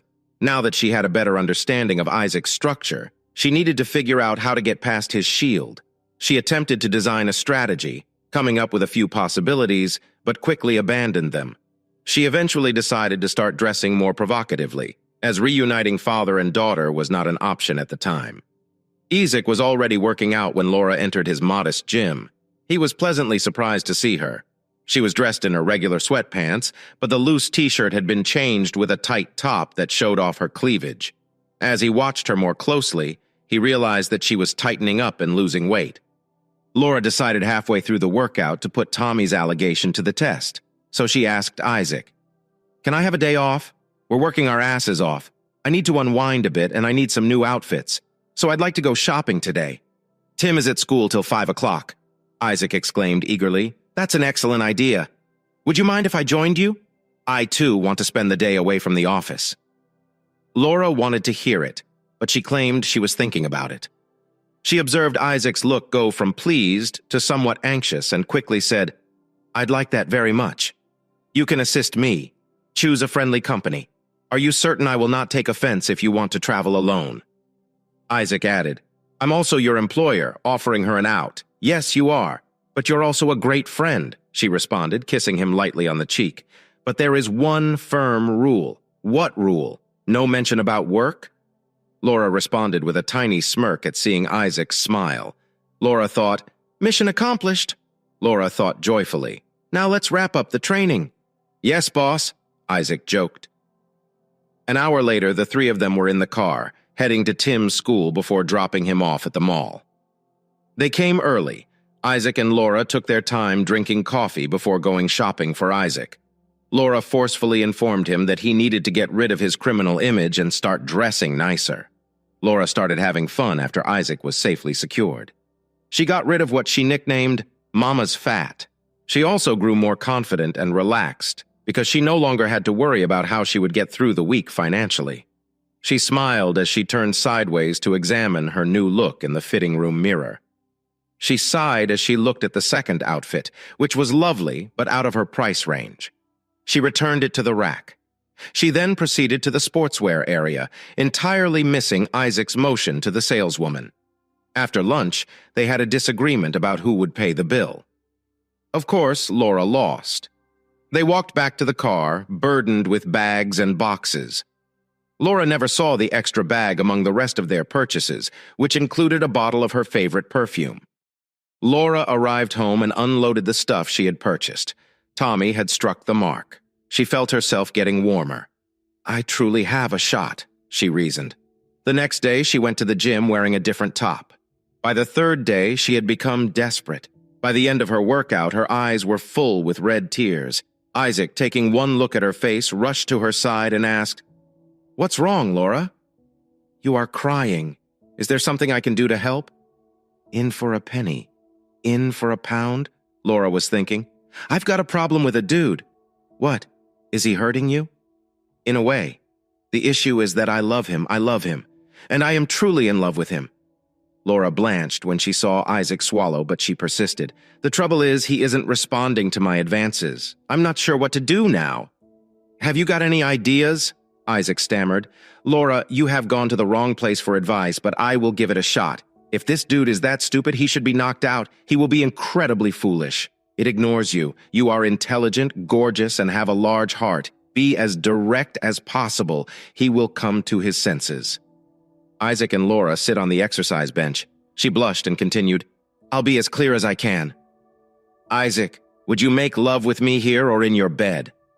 To say Isaac was bewildered is an understatement. He stammered, "What about you? Do you mean me?" "Yes, you. You are a foolish man. You. Laura, do you love me? Really?" Her nod and smile made him smile in return as he grasped the truth. "Oh, that makes me very happy. Laura, please believe me. I adore you too. I have adored you since you were sitting in bed at the doorway. So why didn't you tell me? You're a fool." "I could not. Laura, I am both your employer and your master. When I originally helped you, I promised there would be no obligation or money, just a friendly greeting and a cup of coffee. Once in a while is plenty. Remember? Sometimes you are too nice for your own good. Now that the problem has been resolved, the question remains, here or in the bedroom?" At the same time, they dashed to the bedroom. Much later, the delighted couple lay on the crumpled bed. Laura was encouraging Isaac to get up after they'd just taken a snooze.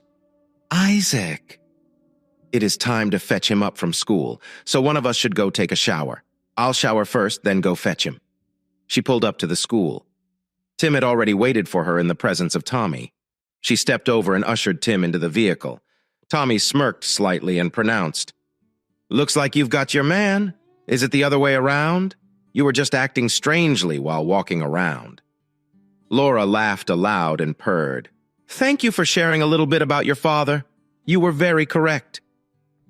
Laura's window of chance opened 6 weeks later. They practiced in the mornings as usual, but Laura was noticeably tired. Isaac began paying closer attention to her. Later next morning, she refused a cup of coffee, preferring tea. And as someone walked by with a cheddar sandwich, she had to rush to the restroom. Seeing this, Isaac realized he'd had enough. Laura returned from a surprise visit. He told her he'd take the day off because he still needed to see a customer. However, the latter was a massive white lie. As soon as Laura disappeared into her house, he drove to a mall with a good jeweler. Laura felt slightly better the next morning, but she excused herself from her workout due to a sickness. She had a nice night's sleep and arrived at her around 9 a.m. She anticipated to find Isaac at his desk, but someone informed her that he was in the workshop. That seemed weird. He always goes there in the afternoons. And he did not even say hi. What's happening here? She hesitated for a moment before walking over to her desk. She found two small numbered boxes, 1 and 2. Opening the first, she discovered a lovely antique pocket watch with a gold chain. There was a note underneath the watch. She opened the paper and began reading. Time flies and life is too short to waste. The employer is considering whether his PR will allow him to propose to her. He believes she is lovely on the outside and inside, and that she will become even more beautiful in the future. Laura's hands trembled as she felt everything heated inside. She unwrapped the second gift. Inside, she discovered 3 different pregnancy tests. She could feel the fire spreading throughout her body. Pregnant. Isaac was the first to discover how they had entirely forgotten about contraception. She thought pleasantly. He appeared to accept it easily, perhaps even loving it. Laura was still perplexed, and her thoughts were going in circles. Happiness, anxiety, and amazement. Everything was competing for a space in her imagination. She stood there till she heard a soft cough and turned around. She noticed Isaac standing in the doorway. She reddened again, reaching the depths of her cleavage. She responded modestly. "Yes, my employer is permitted to make the offer silently." He took her hand and led her outside into the sunshine. He questioned her loudly and clearly. Laura went, "Stud, will you honor me by becoming my wife?" "Yes, you fool. You did not need to make a formal request. I would have said yes otherwise." That's when she realized that about 100 men and women had observed this minor incident. When he carefully placed the palladium engagement ring with the emerald-cut diamond on her finger, there was a loud clapping. "My God!" she exclaimed. "It's beautiful!" Tim approached her holding a bottle of champagne and 2 flutes. Isaac addressed the bride-to-be. "I made a bet." "Yes, as you can see." Isaac then turned to the others and said, "Everyone here may have a glass in the garden." When the feast ended, Isaac and Laura traveled to Isaac's house. Laura was fed up with all the emotions, congratulations and handshakes. They made themselves at ease in the living room and gazed out the large window at the forest. Isaac inquired after they had sat silently enjoying each other's company for some time. "Where do you want to live? Could you live here, in the ruins of my previous life? Should I build us a new home?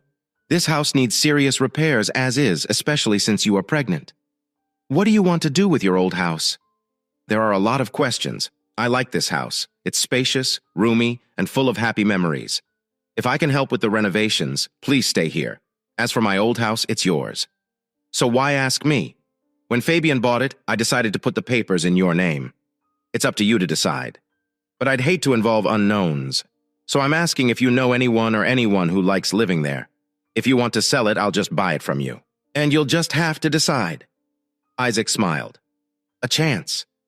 A big chance flashed through Laura's mind. "But it's an easy one right now. Isaac would give his consent immediately if I asked him to jump off the cliff at this moment. He would do it without hesitation. You don't want him to feel manipulated, do you?" Her heart raced, but she replied outwardly, calmly, "I'll have to think about it. Maybe I know someone." The next day after lunch, Tim was excused from class and Isaac and Laura decided to have an early lunch, picked him up and head to the park. Isaac talked about what he wanted to change in and around the house.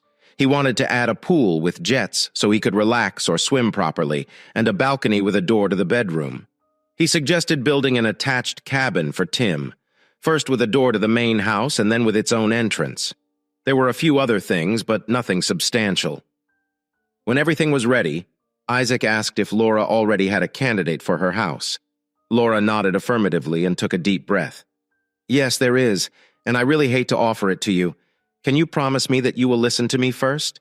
Think about it, and only then answer. Please trust me on this." Isaac immediately felt apprehensive, but replied, "Yes, I can do that. I will listen first, think first, and promise not to snap. But I suspect I won't like it." Laura replied, "I think when you can step over your own shadow, you'll like it and make you very happy. Right now it's nothing. You know Tim has a new math teacher, don't you? And he really likes her." Isaac only nodded. She desperately needs somewhere to live. The house she's living in now is in foreclosure and she has to move out within. 2 weeks? Isaac asked. "And what's the problem?" "Her name is Thomas, in a manner, and I emphasize manner, not Ramsday as you always thought." Isaac sat stunned, mouth open but unable to make a sound. Finally, almost exploding. He asked, "What?" Laura intervened. "You promised." "You're right," he muttered.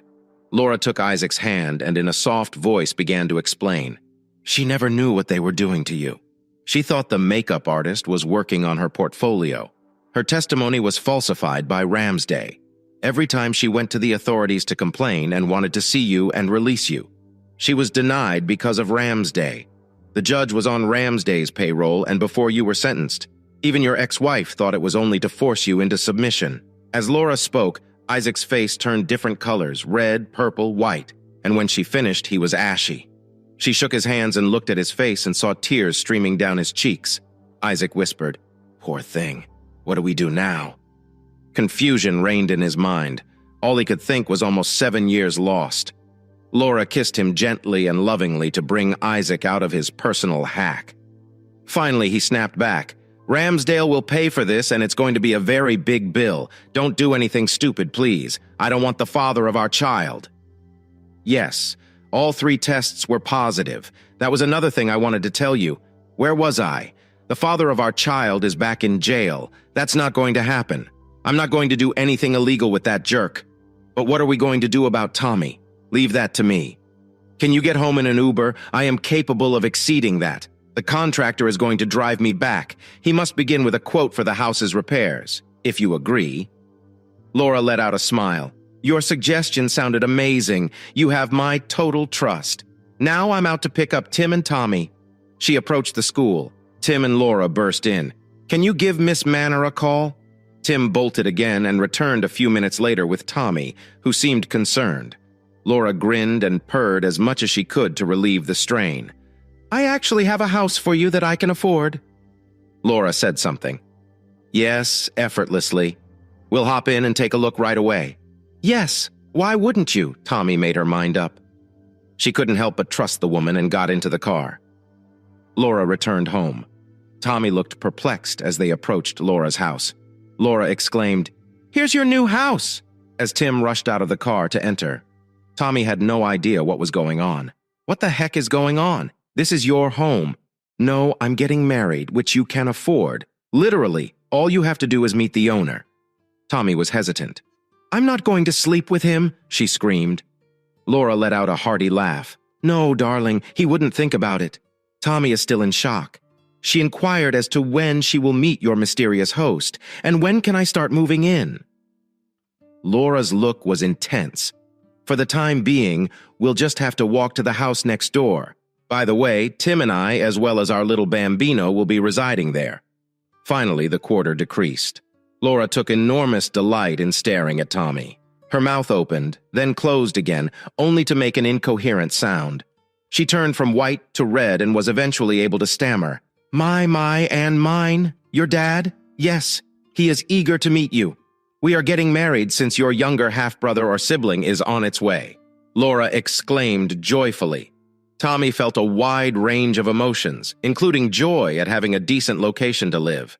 She is overjoyed to be able to meet her father and surprised to be a big sister. But there was also exhilaration because she hadn't had anything to say to her father in nearly 7 years. She had practiced complete speeches and created scenarios for their reunion, but she couldn't think of a single one. Laura took Tommy's hand and gently nudged her toward the house she had taken over. Tim dashed ahead, knocking loudly on the door as he always did. Isaac opened it with nervousness. Good day, big boy. Is it just you? Tim got up and said, No, Mom is coming with my math teacher. She's going to live with us. Really? Isaac stared at the 2 women and exclaimed, What a sight! 2 of the most beautiful and influential women in my life, side by side. When the women arrived at his door, he said gently, his voice trembling, Tommy, you've grown into a lovely woman. May I hug you? Tommy nearly sprang into his arms with a shout. They lingered for a long time, Daddy, savoring the moment before Laura summoned them into the house. Tommy attentively examined her father after she had entered. He had altered his behavior. Much has changed. He appeared much older when viewed through the binoculars. That was to be anticipated. However, he appeared to have aged considerably more than 7 years. Wrinkles had formed on his face, particularly around his eyes, giving him a sad expression. She remembered her father usually appearing a touch mushy around the waist. She realized there was no softness at all, muscle, bone, and skin. "I apologize, Dad." Laura cut short their emotional reunion. "Maybe you should continue your conversation somewhere private while I prepare dinner. Tommy, I assume you would like to remain for dinner as well." I approached Laura and gave her a firm hug. "I appreciate it very much. I'm ecstatic now, and it's all because of you, Mom." Laura had watery eyes as she smiled. "I would go to any length to make Isaac happy. Go talk to Daddy now." Isaac and Tommy made themselves at home in the living area, which had comfy seating and side tables in one corner. Isaac offered Tommy a soft drink and stated that the only alcohol available in prison was what they prepared themselves. I never picked it up, and when I got out, I figured I didn't need it. However, I don't mind if the others drink. Tommy nodded, and she replied, "I'm not sure where to start. Are you really going to offer me Laura's house? There are several difficulties that come to mind." Isaac let out a quiet laugh. "That has crossed my mind. The only issue that could occur is the restraining order that she has against me. When she gets out of jail, I understand she will have nowhere to live. You have a lot of space. Pay close attention, Tommy. You live here because you are Laura's tenant. As a result, I am unable to prohibit you from hosting guests, and I refuse. But, and that is the only one, however, it is your mother. Keep your distance from me. I do not want her to be around me. That includes my garden and the front entrance. She does not belong here. When I see her on the street, I will ignore her. If you can live with it, the rest of the inquiry is skipped.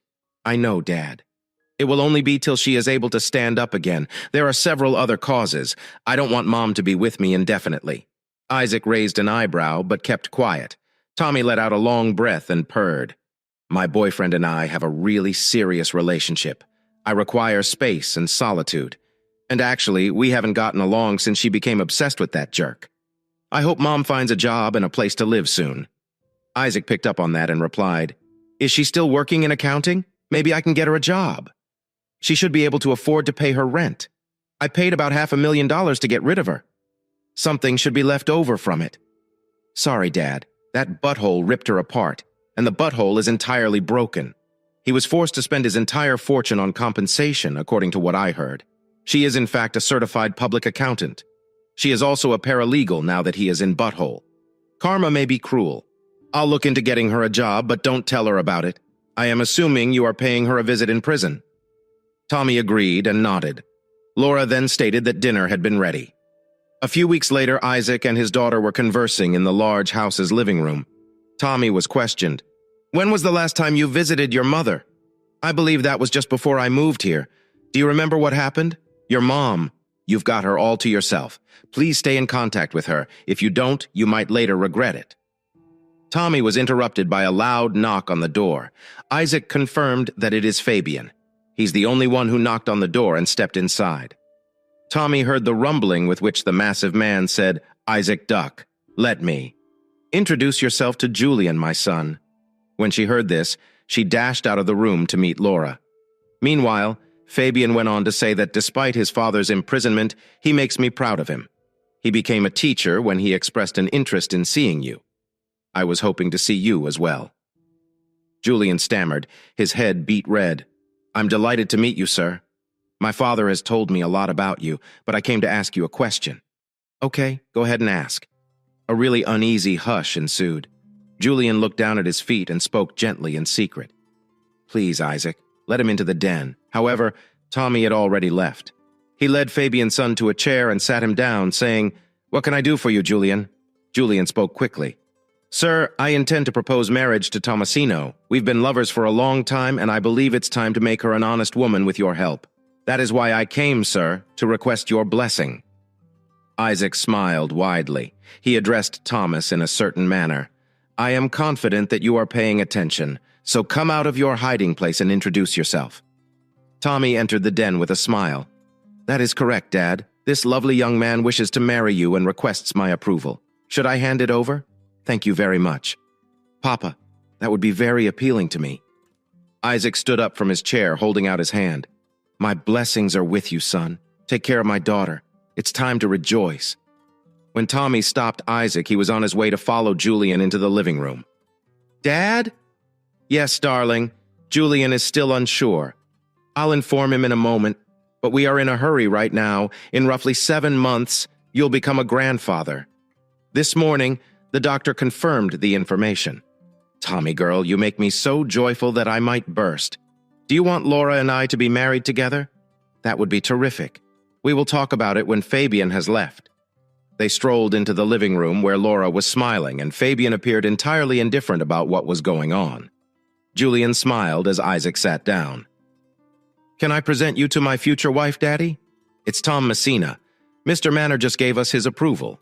May we also have yours?" Fabian was taken aback. He was stunned. Naturally, he said yes. "If you want it that way." Isaac extended his arm around him. "Come on, big buddy. We formed a family. Not just in one sense either. Who would have guessed it across from them?" Julian had a perplexed expression. Tommy smiled as he spoke to Julian. "Yep, you're going to be a father. When we agreed to stay together, we also decided to have children while we were young.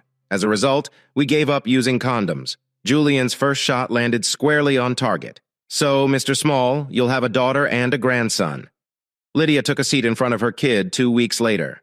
"Tommy, you look stunning." "Okay, Mom. I have a place to reside and am planning to marry. I'm doing well in life. That's okay. What is your place of residence? When is the wedding happening?" She gave the location and liked seeing her mother's face light up when she recognized it. "It's not far from Isaac's old home." "How are you going to pay for this?" "It's adjacent to Dad's. He continues to reside there. When I discovered him, we were reunited." Despite herself, Lydia got fascinated. "What method did you use to find him?" "It was all luck. His roommate's son, Laura, was one of my students. He showed me the small robot and explained that he had built it with his neighbor. When I saw the address, I went to investigate. Laura noticed me following her and approached me asking what I was doing. I explained, and she and I communicated a few weeks later to address your inquiry. I'll claim that my father owns all 5 homes in this area. That is why I am able to afford it." Lydia fell silent, attempting to process the information she had just heard. She inquired tentatively, "When exactly is the wedding taking place? We are awaiting your release from jail. You are invited because you are still technically my mother." Lydia's expression brightened. She would see Isaac again, and he couldn't say no to his daughter's wedding. Perhaps she'd try to speak with him. Who knows what will happen? She inquired about it with her daughter. "Can I stay with you once I've been released? I have nowhere to go. The house has already been sold. I'm also looking for a new employment." Tommy breathed deeply. She didn't want Lydia to know that her father had already handled the situation. She just answered, "You are welcome to live with me until the baby arrives. I will need a room by then, in terms of employment. Have you contacted the ex-con service? They specialize in assisting convicted individuals in obtaining employment or starting a business. This is your child. Are you having a baby?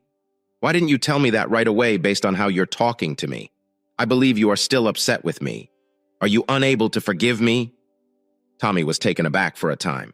"She actually does." "That's foolish," she said, her rage unchecked. "Mom, I only have one because Dad tells me so. Mom and I must keep in touch, otherwise you'd have seen me the last time you went to jail. You cost me more than 6 years with my father, and why is this the case? You were too selfish and cowardly to do what was right. And while we're on the subject, I talked a lot about everything with my father's girlfriend. I have no idea how you fell for that butthole when you had my father. How did you accomplish that?" Lydia was the next to be taken aback by the onslaught. She maintained her silence. She knew she was going to have to deal with some significant difficulties with Tommy. Isaac had a girlfriend, which surprised her. She never imagined Isaac would be able to transition to a new life so swiftly after being released. She also didn't expect him to return to the house that had caused him so much grief, knowing that it had been trashed since she had visited it after her split from Peter.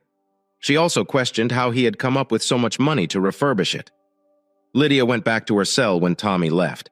Tommy's harsh comments were still ringing in her head. She had left Peter almost immediately when it became evident that she had been plagued and the money had vanished.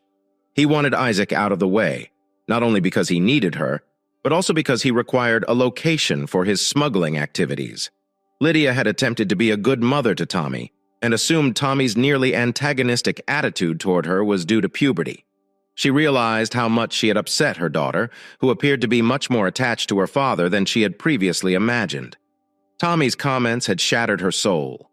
Lydia was furious that Tommy was pregnant but hadn't told her. She announced her wedding shortly after. Lydia understood she had a massive chasm to cover before Tommy would open up to her again. Lydia sat in her room at Tommy's. It wasn't a warm greeting, but it was welcome nonetheless. Tommy did not hug her, but he did say, "Welcome back, Mom. You're a guest here.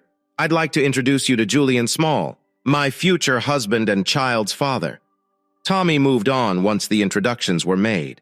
"You are welcome to utilize everything in this house while hunting for work. You are welcome to use the laptop I placed in your room. Have you already contacted ex-cons?" Lydia stared down at her feet and said, "I tried, but they weren't interested in me. I seems to have been banned. Nobody wanted anything to do with me the entire time I was there. I'll check with Dad. Perhaps he knows why you have not been contacted." Julian made a comment. He, among others, gets the last word on who is hired through Dexcom services. He also stated on Isaac's behalf that you would be treated politely and that you would not be harmed. Otherwise, you would have an extremely hard journey. Isaac is very well liked. What is your father's relationship with my husband? He is my former spouse. I understand what you are thinking, Mom. You shouldn't even try it. Dad isn't interested in you. Nothing. Do you see what I mean? Tommy cut her off aggressively, phrasing it more like a command than a question.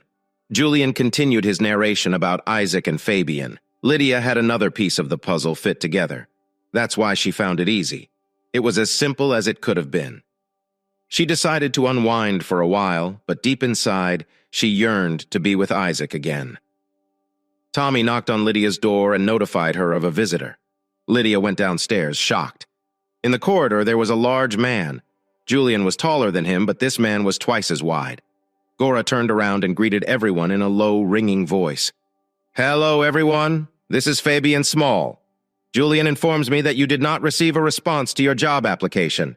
"Yes, exactly. Everyone was avoiding me like the plague. You should be avoided." "Yes, exactly. Your association with Peter Ramsgate exposes you to risk. That's why I wanted Isaacs to come out about it. He was conscious of his responsibilities. He was in charge of the evidence that led to your detention. When Ramsdale discovered who had given the proof that led to his eventual demise, he began threatening you and my future daughter-in-law, so we had to isolate you. Now I understand you're looking for work. Is this accurate?" "Yes. I was a certified public accountant and paralegal until we were both jailed. Paralegal, accountant, good, good. I own and operate a firm that provides security services and systems. My firm and trust are both ex-convict investors. A financial expert is required. I am able to provide you a reasonable income. We are hiring you for a month. Following that, if you demonstrate your capability and compatibility with our personnel, you will be assigned a specific contract and provided with housing. It's free to rent. There is one requirement under the no. Are you going to contact Isaac? I'm your immediate manager. Can you agree? Do I really have no choice?" "I am in agreement, without a doubt. You have a choice. Refuse." Lydia was silent for a little period. She was taken aback by Isaac's lack of interest in her, despite the fact that he cared about her immediate needs. Fabian was asked about it. "The solution is straightforward. This is what we strive to provide for all ex-prisoners. The sole exception is that Isaac will have nothing to do with you for obvious reasons." Lydia was stunned once more, this time by the direct, even aggressive response. "I agreed to the demands," she murmured with a trembling voice. Fabian hadn't expected anything else, so he said, "Good. Julian will drop you off at our office tomorrow to sign contracts and go through the human resources process. We will arrange for you to hire a compact automobile. We have a garage available to supply employees with a quality car at a reasonable price. That's it for next month." With that, Fabian said farewell and walked away, leaving Lydia perplexed. She stood up and was ready to head back to her room when she noticed the binoculars. She looked up and noticed that Fabian had just entered Isaac's house and was hailed by her ex-husband. She didn't have enough time to have a good look at Isaac, so she put the binoculars next to the window. She started making a list of needs for a new beginning in her life. Lydia noticed the sound of a car approaching on the street when it was nearly dark. Tommy and Julian were out to supper, so they wouldn't be home for long. Looking out the window, she noticed that the car had come to a stop in front of Isaac's door. She saw Isaac exit the car and then saw a pregnant woman with light brown, curly hair hugging her ex-husband. Sparks were visible between them even through the binoculars. She envied this woman and was simultaneously resentful, angry, and lost. This should be her hubby at home. She took some time to realize what had happened.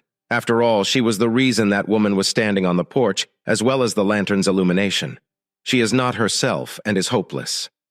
She settled onto a seat. Lydia understood she had made a terrible mistake, but there has to be a way to get back into Isaac's heart. Lydia sought to learn as much about Isaac as possible with only 2 weeks till Tommy's wedding.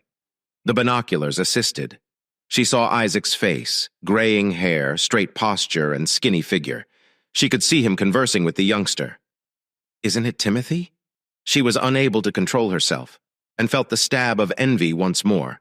Isaac was so skilled with children that she tried to find out more about Isaac's pregnant mistress from Tommy, but was repeatedly turned down. Tommy, Julia, and Fabian all ignored her inquiries. Her questions were also not answered directly. Lydia was surprised to learn the day before Tommy's wedding that Isaac and Laura were also marrying. She couldn't turn down Tommy's wedding invitation, but the prospect of having to attend her ex-husband's wedding was a direct blow to her ego. Her heart was broken. Her aspirations of reconnecting with Isaac had vanished. That idiot was carrying Isaac's offspring. Why hadn't she considered that before? She felt like a complete fool. Lydia turned around and gave final directions to the movers who were transporting her possessions to the residence furnished by his ex-con.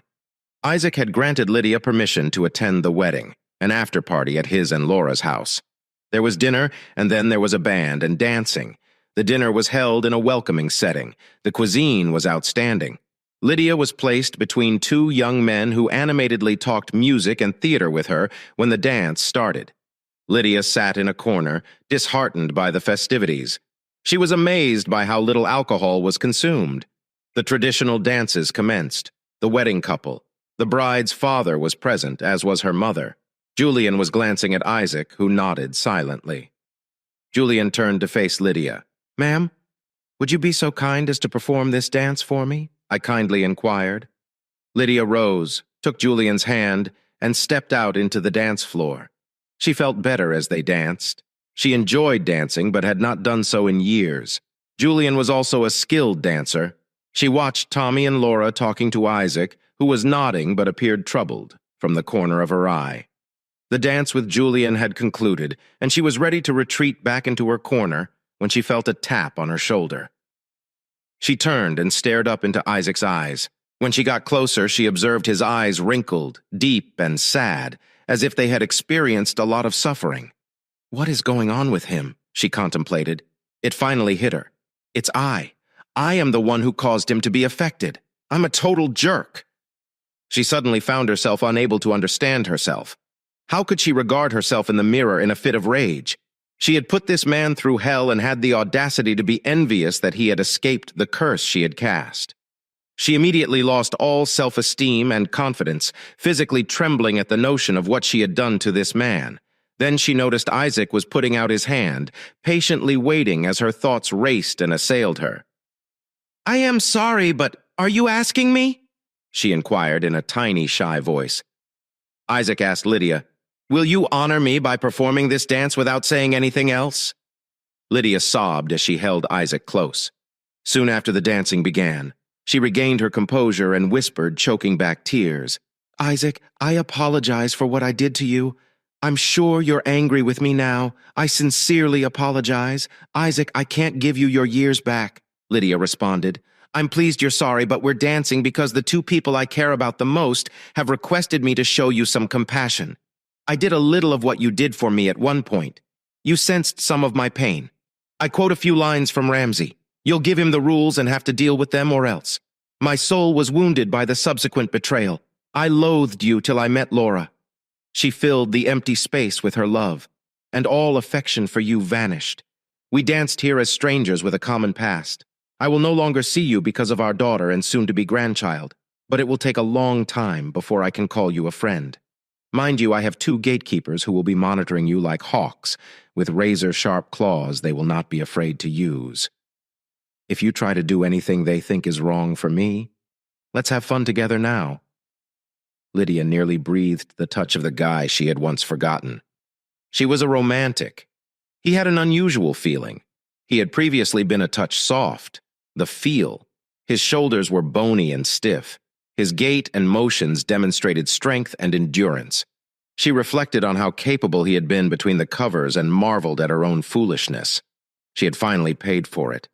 An extremely high and awful price. Rather than assisting her daughter on the most beautiful day of her life, she was hardly accepted as a visitor. Her father's fiancé was in charge of her daughter's upbringing. They were so near. Lydia realized Julianne had asked her to dance, which should have been as natural as breathing. However, Isaac's permission was required, and her daughter and his wife had to instruct Isaac to walk over his shadow.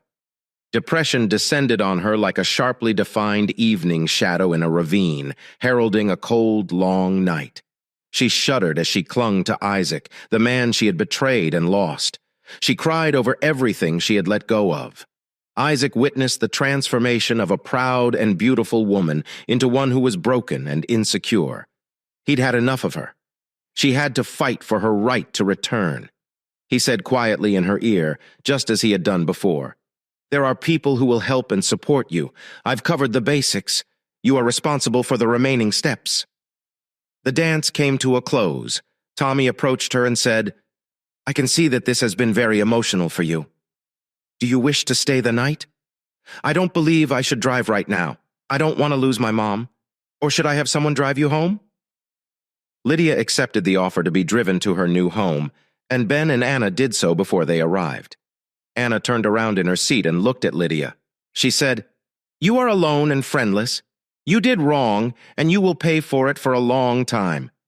We all saw that tonight. You finally realized what you did to Isaac. Instead of putting up with the inconvenience and dealing with the consequences. That was Isaac's goal. He completely destroyed Ramsdale. That man is in for a heck of a time in prison, and not in a good way. But Isaac is not about to deprive his daughter of a sane mother. That's why on Isaac's behalf, we're offering you counseling. It will help you understand why. You went down the wrong path and deal with the consequences. All you have to do is think about it. And if you agree, tell Fabian when Lydia arrived, she entered the dark house, took off her coat and sank down on the sofa there in the darkness. She was released. She began to sob as all her emotions swept over her. Remorse and a deep sense of loss came to the forefront, and it was all her fault. Isaac had been hurt, but had moved on and found new happiness. Now it was up to her to try to do the same. Thank you for listening to today's story. If you enjoyed this essay, please like it and subscribe if you have not already done so. If you have a story to tell about your or another person's situation, please contact me.